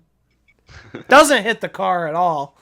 Doesn't even get through him. And then all of a sudden, their daughter is in the garage. Like, there was no running up or anything. She's just in the garage. And then we have another example of her being the worst actor in this whole movie. Her trying to get to his body. And then she says, go inside, call 911. She frames it like he just killed himself. And it just so happens Dylan is at the door knocking when this happens. So then he comes in and he gives the best line delivery of the whole movie when he's like, "I can't believe..." What does he say? "I can't believe you did this. I can't believe..." No, I wrote down the lines. "I can't believe you committed suicide. I cannot believe you committed suicide. How could you have done this?" The way he's saying it is so just like, I can't believe you've done this. I can't believe you've done this. I can't believe you committed suicide. I cannot believe you committed suicide. I can't help you out of this one, Jim. What is there to help him? Name in the movie again? Allie. There was that little like moment where Allie's trying to seduce Dylan. Yeah. Oh, that's before. That's right after the barbecue. Yeah. Yeah, and it bothers me because like, it's when she goes to get in the shower and he's just standing there and he just goes, he's like, "You just got to stop doing this. You have to stop." And then he pauses. He's like, "You can't keep doing this. You have to stop." And she's staring directly into the camera the entire time. Yeah. Also, I wrote down after that. So the wife saw Allie leave, and so that's when she calls Amy, and that's what their argument was originally about. That's right. But I wrote down, wife's name is Emily. 51 minutes into the movie. Yeah, because that was the first time her name was used. They do not give a fuck if you know these characters' names or not. You will learn them when you learn them. Yep. It's so when you watch it the second time, you already know it. It doesn't matter. Yep. It's to give it more rewatchability. Although I would consider actually rewatching this one. Just for a couple of scenes. That one with the I can't believe you committed suicide. That shit had me dying. I was laughing so hard just because of how emotionlessly he's like, "I cannot believe..." I think he's just like, "I can't help you out of..." I can't even say it the way, "I can't help you out of this one, Jim." All right. Then after the murder, we have the scene with Emily and Dylan, where she thinks it's her fault, apparently. That's right. So she has more pills. And I wrote down, so she pushed him right at the barbecue, but I wrote down, like, lol, he tries to sexually assault her. She pushes him a little, and that's why she thinks it's her fault. Well, and then he knocked over all the food at the party like a ditz. Well, she was just sad about the food. Yeah, I think everybody was. That's why he killed himself. Well, yeah, and that's why she turned to pills. Yep. And then isn't it right after that we have the phone call where Dylan is on the phone with, I assume, like a book agent or something, and he's like, "Yeah, I'm not on retainer with you. I never agreed to accept a retainer. You never paid me a retainer. I'm not signing a new book deal. I'm not writing another book. No more books. Uh-huh. And That's what I wrote down. And he throws his book. Dude, I was like, no more books! No more books! No more books! Because I had literally, every time it showed him at his desk, I said that line, because that's my favorite line from the trailer. When he throws the book and he's like, no more books! I love that line from the trailer. So I kept thinking it was that moment, so I would say it, and then he wouldn't do it, and I'd be like, oh, man. So then when he actually did it, I'm like, yeah! No more books! No more books! And then once again, laptops get trashed. Yes! Yeah. I assume these are the same laptops. I don't know if you remember the other trailer I showed you guys, the one we didn't end up watching, Double Down, where he's like, I was the best, or I was top of my computer science class, and he's typing on like 5 laptops at once. He's in the back of the car, and he's just going like... I assume those are the same laptops, just being reused. Mm-hmm. They probably haven't worked since 2004. I didn't realize what movie that was from. I was praying that it was this one, then it never showed up. I was really depressed about that. I mean, it was basically the same. I assume, he's a computer scientist again. He's like, I have a master's in computer science, and now I write books. And that whole line is just to justify the fact that he's hacking, I feel like. There's no it's just reason. He has the reputation for the capabilities. Yeah. It's to build that. So after that, I don't remember the scene, but I wrote down side boob feet again. So isn't it isn't that the one where he runs into Leah at the park? No. That's not That's yet. Different side boob. Yep. Before that, we have he's back with the first psychologist. Oh, that's where we got the side boob and the feet. That's right. I forgot about the psychologist side boob. And then there's also a scene with the second psychologist. No reaction to that. Was there actually? Nope. Am I? Did I say something that was actually in the movie I missed? I don't. No. Who knows, man? Just so much random shit. Oh, trust me, my favorite part is the most random part of this whole movie. I'll bring it up when we get there. Okay. So he's back with the first psychologist. Then it just cuts to the scene with the second psychologist. I love he's like, "Are you seeing another psychologist?" And he's like, "No, I'm not cheating." From that point on, I started writing side therapist. The side therapist. It's a side piece for mental health. Yep. So the side therapist asks him about his dream. Doesn't wait for a response, just immediately asks about his book. Oh, yeah, because Emily's been popping them pills and then running her mouth on the phone with him. Yep. And from then on, I was like, she's got to go. She's putting his life in jeopardy. She's got to go. I wrote down his bitch wife exposed his hacking. So, and then is that when we get to the park? Yep. Okay, so then we got the scene with Leah and Dylan at the park, and they reunite, and they have their whole thing where they're like, man, I've loved you since I was 9, this and that. This is when I was like, wow, this could actually be like a really good movie on its own. Like, this plot's pretty interesting. If it wasn't Neil Breen, I think it could be done really, really well. And then they decide to go back to the place where they found the rock or the magical stone, right? It just cuts to them. The mushrooms there. And I'm trying to understand, because aren't they at like a park in the city or whatever, and then all of a sudden they're just out in the middle of nowhere by mountains? I wrote down they're back at the place from the start, somehow. Yeah. Well, he can dematerialize. Although I'm pretty sure he didn't do that. They just walked. But also, before that, she mentions that the fiance is gone. Oh yeah, she dropped his ass.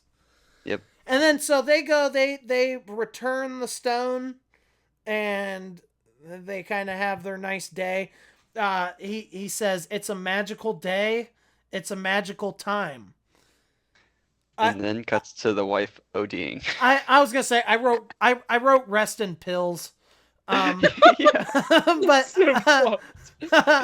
But actually I want to go back real quick. That line, it's a magical day, it's a magical time. I'm just gonna start saying that randomly to people now. Like when they ask me how I'm doing, that's gonna be my response now. It's a magical day, it's a magical time. And then when they ask what, I'm gonna be like, Fateful Findings. Check it out. Doodly doodly down. So yeah, we cut to the wife ODing. I don't really want to say this, but I wrote down some problems fix themselves. I mean, you're not wrong on that one.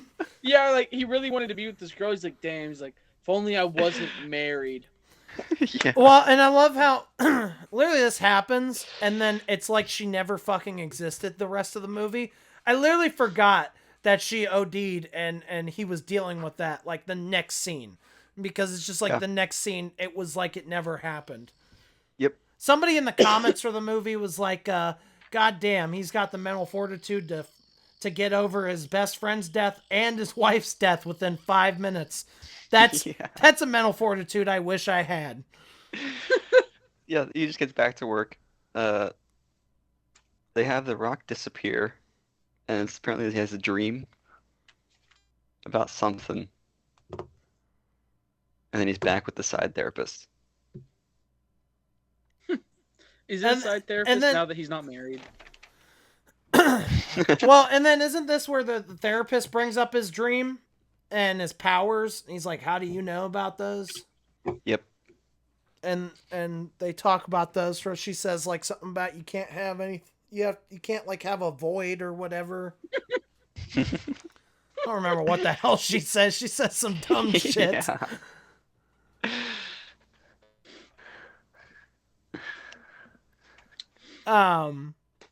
Then after that scene, we have he's in the office, and there's a salad. Okay, this is my favorite part of the whole fucking movie right here.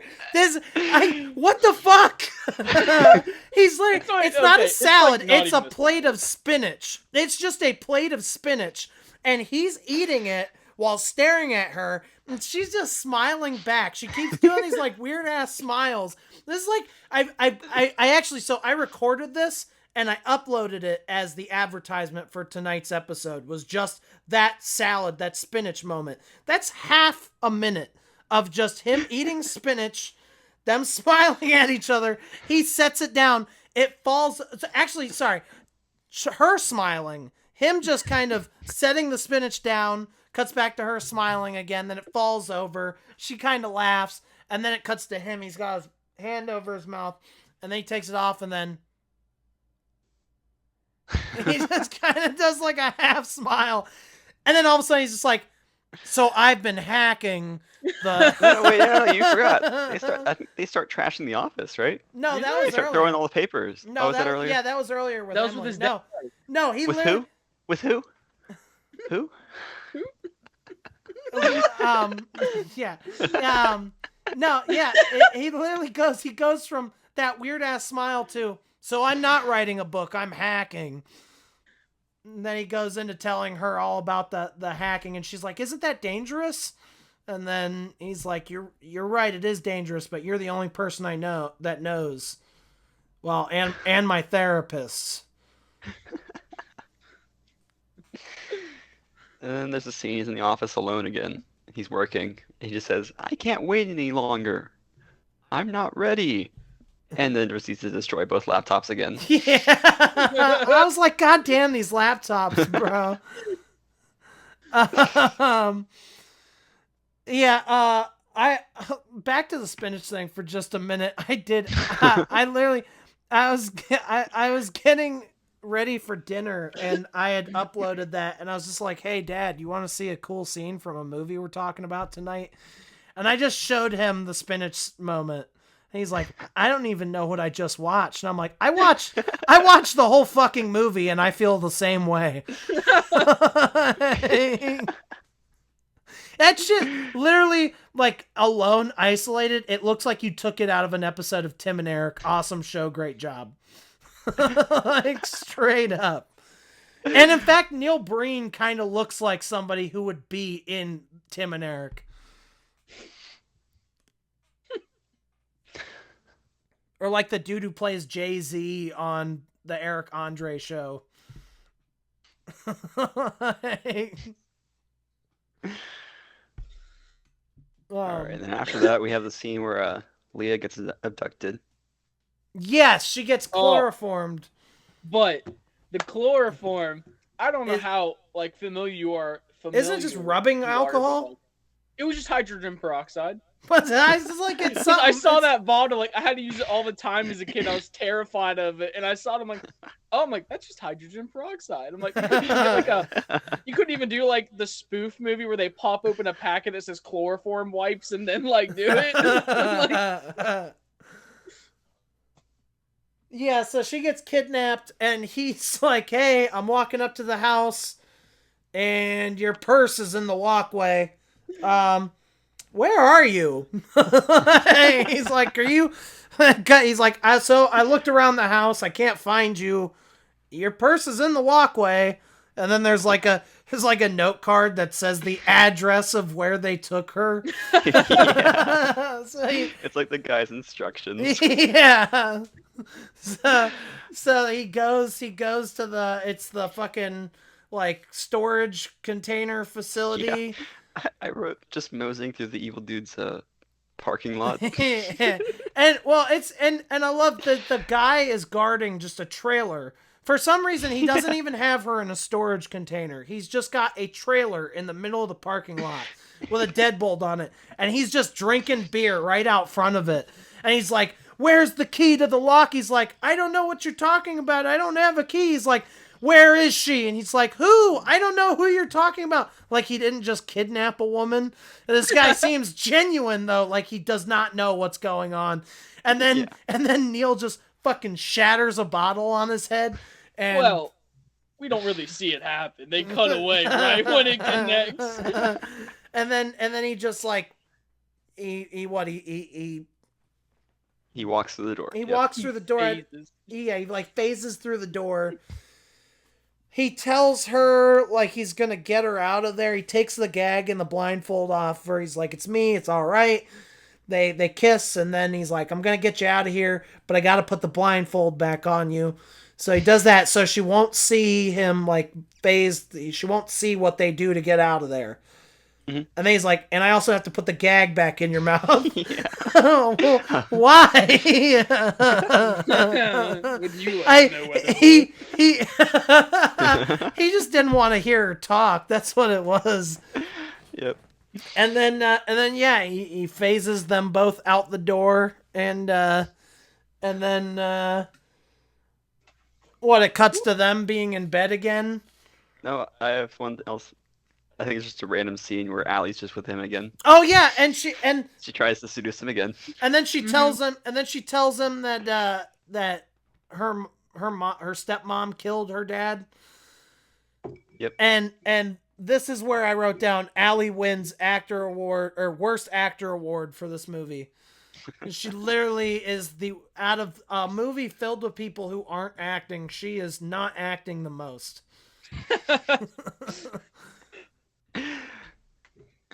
And then we have the scene with them sleeping. I wrote down, he's just sleeping with Leah in the same bed that his wife died in. That's what I was thinking.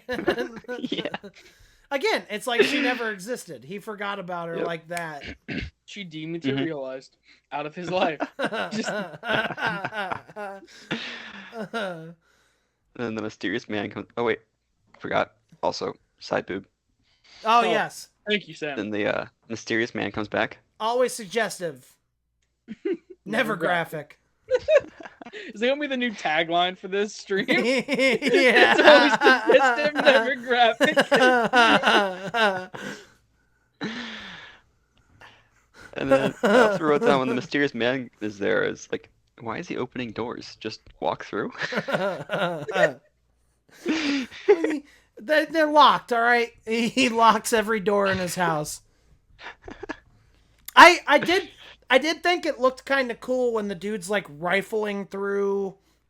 So, okay, this is where I start to get a little confused. Who the fuck is this guy? who the fuck are the people that he meets in the desert? But we'll get to that. But I did think it was cool when this man that's going into his house is rifling through the office, and they have like the drawer open on its own, and the papers come out, and like the laptop moves a little bit. I assume they just use string for it, but you can't really see the string. I thought that actually looked pretty decent for a movie like this. Compared to Twisted Pair, everything in this movie looks like Hollywood level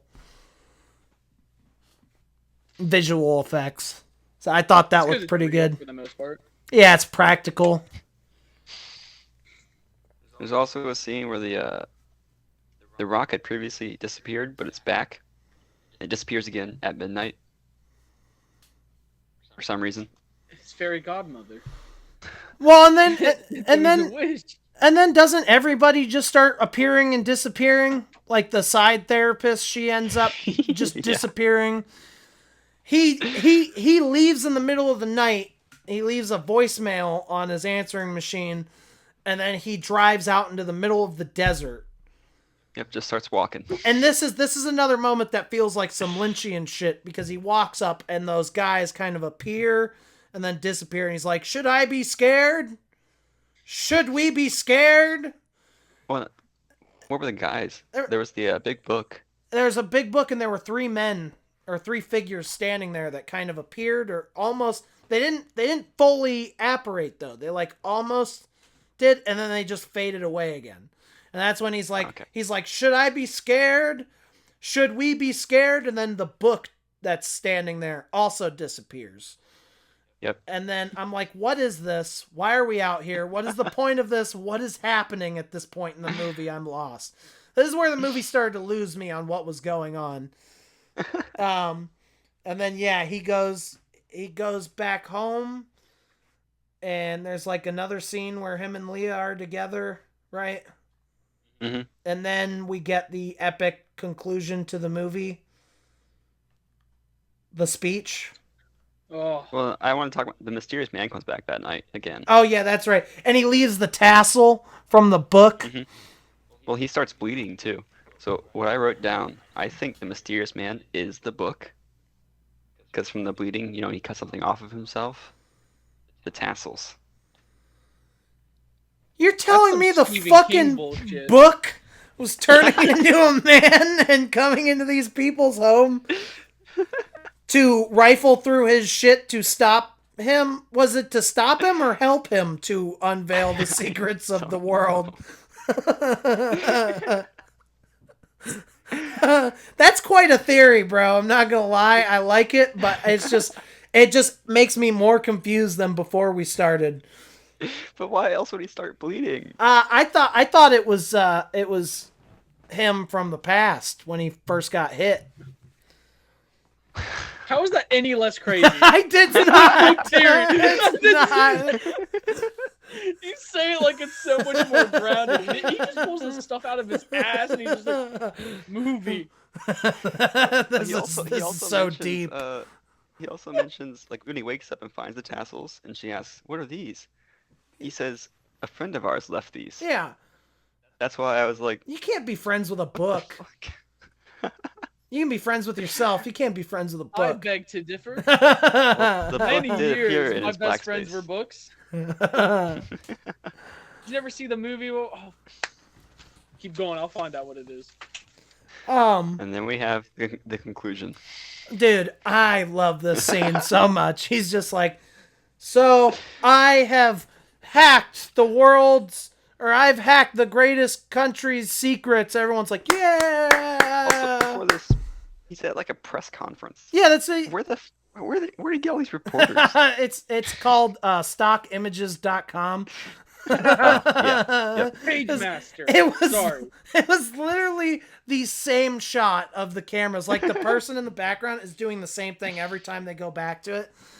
But yeah, he's up there like giving his speech about how he hacked the greatest secrets of the country and the world.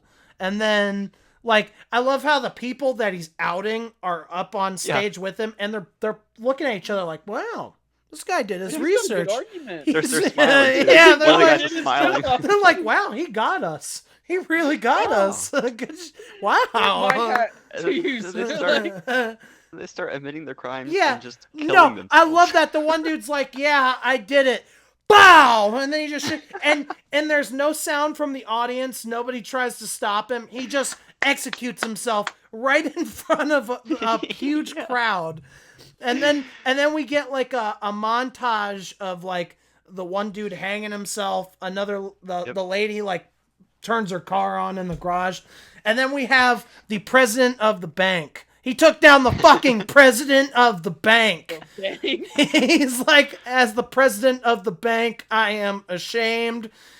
Bow! And then he also shoots himself in front of a fucking crowd, and nobody does anything. Issues with that shot, man. Dude, it is like comedic at that point that they're doing that.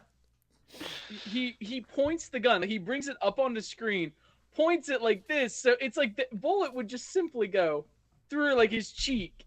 He wouldn't die. He'd just be like the one guy from Preacher with like the puckered mouth. Oh, Arseface. Yeah, well, yeah.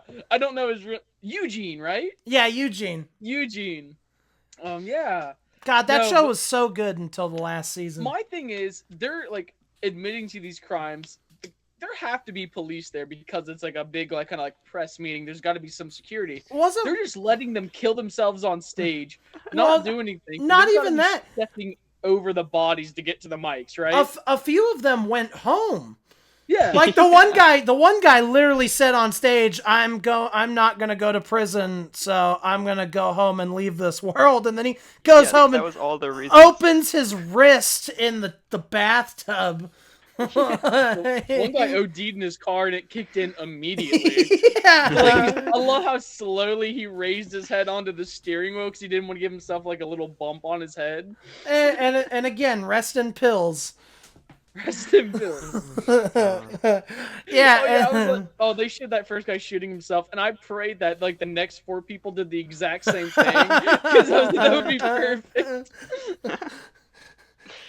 Yeah, and then basically he says, we can't let these people slip through the cracks of the justice system, this and that, and we have a job to be a better society. And then there's a sniper that comes out of the bushes and has its crosshairs on his face, and then you hear a gunshot and the sniper falls over dead. Who shot the sniper? I think it was one of either the senator or probably the president of the bank. Right before they killed themselves, they're like, "Hey, this guy's doing the right thing. Stop that right now." I thought it was Leah. I thought Leah was gonna come out of the bushes with her own sniper rifle. And then he basically finishes his speech, and then the epic music plays, and that's it. That's the end of the movie. And then I got on Skype. Did you guys watch through all the credits? No. Was it? So at the end of it, there's this part where it says, any company with an N or a B in the name are fictitious. Neil Breen did all this himself. Like, I'm sure there are some companies that were actually real, but any of the ones with just an N or a B, just a capital, in them. Wait, in regards to the credits or like in the movie? With the credits. So Neil Breen was basically responsible for everything, including like craft services and shit? Yeah, he ordered the to find out. Party box from Taco Bell for the actors. Like, put it on the credit card, and if that doesn't work, I'll pay you back.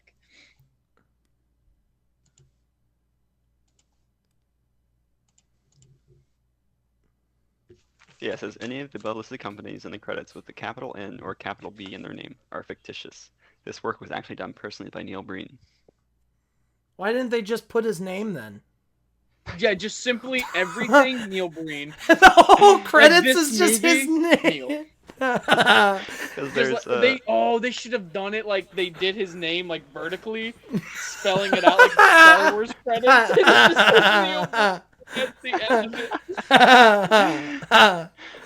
Yeah, there's craft services. It's just eats.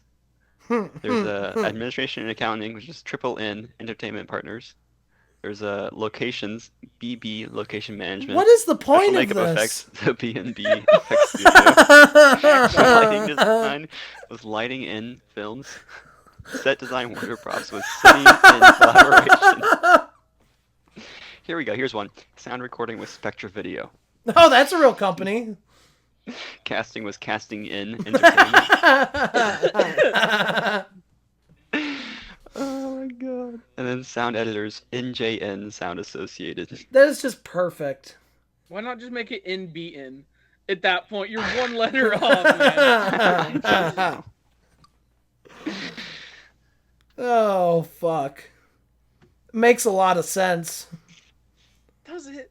I mean, not in the for the context of the movie, yes. In life in general, no, it makes no sense at all.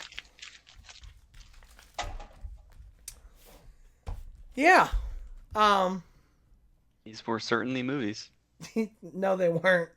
They were. What we watched on the last episode, those were movies. Those tried to be movies. These were videos. These are your kids' home films. Yeah, they really This were. was- Like, I swear I shot this movie on my old Canon. I was gonna say, like the shots that took place in Twisted Pair at the school, I couldn't help myself. My mind went to that video Mac showed us when we were at Kings Island last week, the one he shot in school when they had like that high school for the weekend. Like, it reminded me of that. Like, it's a student art, like a student film project is kind of what it felt like, but with a lot more green screen. I think there was one of the comments I really liked. Apparently, the set for Fateful Findings was just Neil's house. Checks out. Wait, what'd you say? Apparently, the set for the Fateful Findings was just Neil's house. Like, everybody's house was actually just the same house?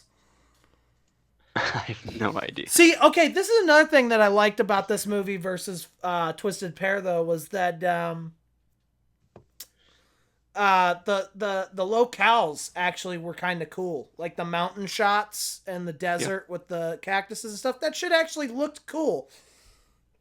It helped the movie, like, give it a little bit of a more polished look, because at least they, like, have some, like, nice scenery to chew. Yeah. Mm-hmm. Versus just being in front of a green screen.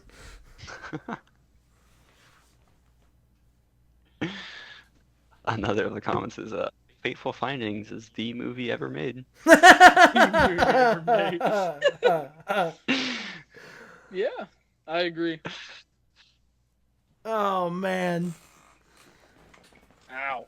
All right. So, any final thoughts on the Breen-averse?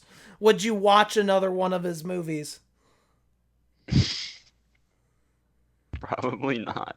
I have every intention. Not willingly. I have every Yes, unless you say we're gonna watch it next week. No. no. I have every intention of watching Double Down at some point. If I can ever find it for free or something, I will probably sit down and watch it.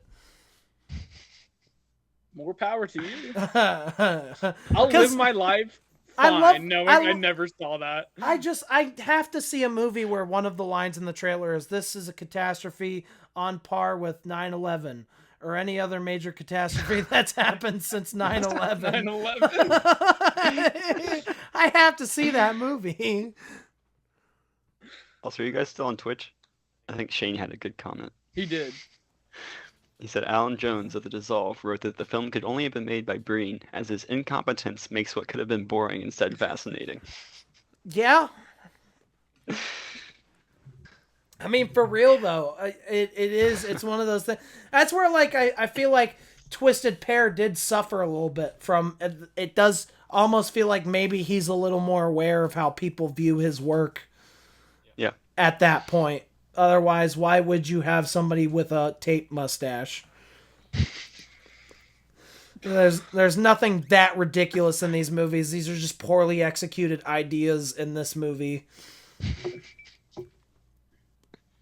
with some actual interesting plot points hidden within that, like I said, could have been done and made into a pretty interesting movie had it been, anybody else directing, I think. Yeah. But yeah, I definitely enjoyed Fateful Findings a lot more. Yeah. And yeah, I would probably watch. I will never watch Twisted Pair again. If I'm watching Twisted Pair again, it's because I'm in hell, and that's just the only movie that's available to watch. Don't give him any ideas. Don't give Satan any ideas. Okay, so next week, if our Sam, are you still closing on Sunday? Yep. All right, so do we want to do this again next Monday? Yeah. Yeah, it works for me. All right, so I have a couple ideas for what we could do for next Monday. We were at Kings Island, and our friend Jules had brought up a good point that a lot of these we talk about, especially like this one, we talk about really niche stuff. And maybe we should try and talk about some more like mainstream stuff. Okay. So, I was thinking either we do Pixar. We do the parody movies, or I really like the idea. I don't like the idea of watching them, but I like the idea as content that we watch some of the Minions movies, and then we do the next episode in Suits. Oh, wait, hold on. Can you give me 2 seconds before I agree or be like, yeah, this is a good idea? Yeah, and then, okay. or we do disaster movies. Or we could do something else, but those are just the ones that I had right on the forefront. If we were going to do animated stuff at some point, we could do Pixar. I want to touch on Dreamworks, though. Well, we could do that as a separate one, because, yeah, Dreamworks has good stuff, too. Mm-hmm. And isn't Dreamworks was started by people who left Pixar, if I'm not mistaken? Yeah, Pixar or Disney? Yeah, it was one of the two, and they started their own company.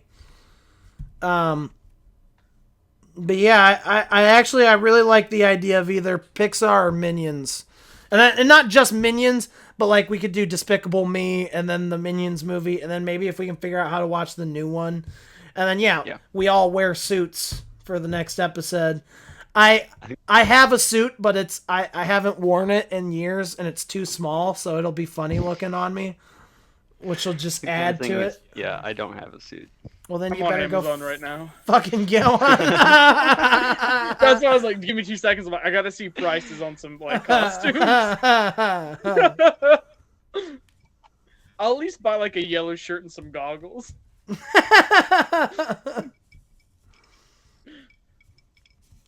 Well, shit. What? There's like 3 Despicable Me movies, right? And then the Minions. Yeah, I saw the first Despicable Me when it came out. I actually really liked that one. That had Steve Carell. Yeah. And I liked that movie. And then after that, I never saw any of the other Despicable Me sequels. And then when the Minions movies started coming out, I started to despise the whole idea of that universe. My buddy, I still quote him to this day. We were like 15. I would say we were like 15 or 16. We were going to the movies, I think, when like the first Despicable or Minions movie came out. He hates these things with a passion. I remember him looking at me, looking at the poster and going, who the fuck would want to pay $20 to watch butt plugs run around for an hour and a half? I still look at him every once in a while when like the trailers would come up for the new one, and I'm like, I'd pay $20 to watch butt plugs run around. Yeah, I'm not gonna lie, the newest one did look kind of good. And I don't know if it's people being ironic or not, but the reviews haven't been all that bad for the new one. It also has Steve Carell back as Gru again, so. Who did the Minions serve in 1930? I don't know. Because their whole thing is they always serve the most evil person on the planet. Oh, And it was there's like a probably big Hitler. gap in time between like 1930s, 1940s where they don't ever mention who they served. And it brings up a lot of questions. I'm just curious.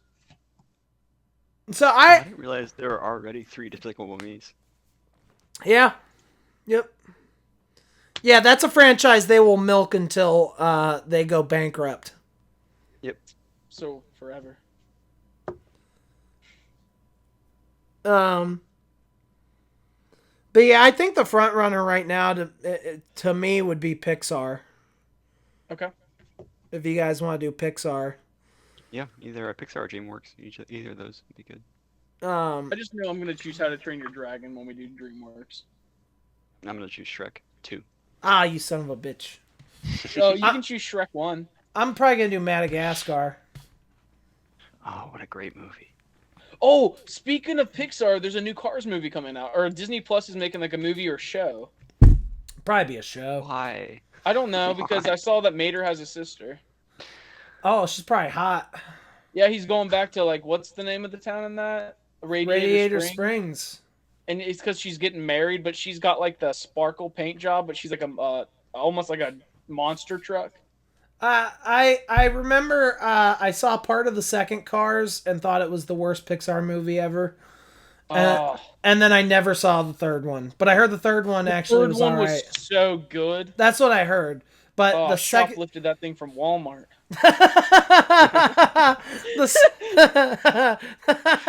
You should put that in your review on Rotten Tomatoes. It was so good I shoplifted it, went back and bought a copy.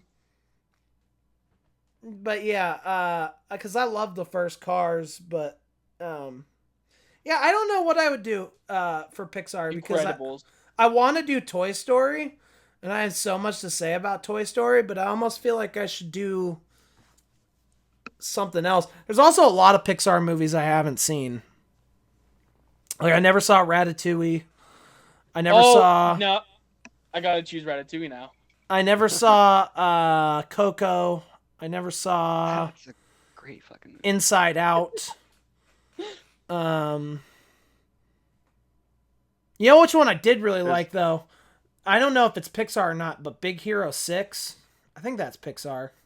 Was it? I have the. Yeah, I think it's on Disney Plus. I think. Well, that just because it's on Disney Plus doesn't mean it's Pixar. Because there's movies that Disney makes that aren't Pixar. Pixar is a specific studio inside of Disney that they make. For a while, it was like one movie every couple years, and now it seems like they have. Really was what they would make a movie and then wait for their audience to be like teenagers or adults to make the sequel. Well, that's the other thing. Well, because when they first started, they were primarily, I think, they were like because Disney does, like animated, just like basic animated. Pixar was more of the like computer generated like CG 3D animation movies. So if I'm reading it right, it says that Big Hero 6 was produced by Walt Disney Animation Studios. Yeah, so it's not Pixar. That was a good ass movie though. But I mean, I've never seen it. You want to just we can throw it in there. No, it's got to be Pixar. It has to be Pixar. Yeah. I might do Up. I don't know. And you can pick some of the new ones. Turning Red's pretty good. There's Soul. Soul I still need to watch. And Turning Luca Red. is also good. Luca I haven't seen. I haven't seen any of the new ones. Yeah. What was it? Oh, Up and Toy Story 3 and 4 are the 3 Pixar movies that I cry during every time I watch them. Particularly Toy Story 3. You want to see me cry like a little bitch? Toy Story 3 is... Whew. You know what? I also go watch Lightyear. Oh, I do need to see Lightyear. I'm waiting for it to hit Disney Plus, which I think happens in a week or two. Finding Nemo, I really like. Finding Dory was unnecessary. And that's also, I think, the newest Pixar movie I've seen. I never saw the Monsters Inc. sequel. Monsters University was so good. Was it? I really want. There were points to where I was like crying from laughing at it. I really, really, really liked Monsters Inc. So I do want to watch that. Well, if you would you want to take if we were doing Pixar, you want to take like a 2-week break and watch more than just like the 3, since there's some that you haven't seen that you really want to prioritize or anything? Yeah, we can do that. Might be a longer episode though. I mean, I'm always for a longer episode. Yeah, I mean, I think because I would probably be watching like more than just what we choose anyway. But yeah, I don't know. I mean, because I would want to pick one in particular to talk about. I feel like it just to keep with the format. But then, if I can watch the ones I haven't seen, then I would have enough. Understand? We could have like a conversation similar to like the one we did with Tarantino. Oh, come here! Oh. But yeah, I'm scrolling through the DreamWorks movies right now, and I completely forgot about some of these. What, like Flushed Away? Yeah. Some of the old ones, Flushed Away. Dude, over the Hedge. Love it. I'm sorry. Come back. Over the Hedge, yeah, Over the Hedge was good. Oh, Bruce Willis did like the main character in that movie, didn't he? I think so. He doesn't act anymore. He has one last movie coming out, and then that's it. Oh, really? I bet it's gonna be terrible. Well, it was one that I think that they were like filming already when he got diagnosed. I watched. What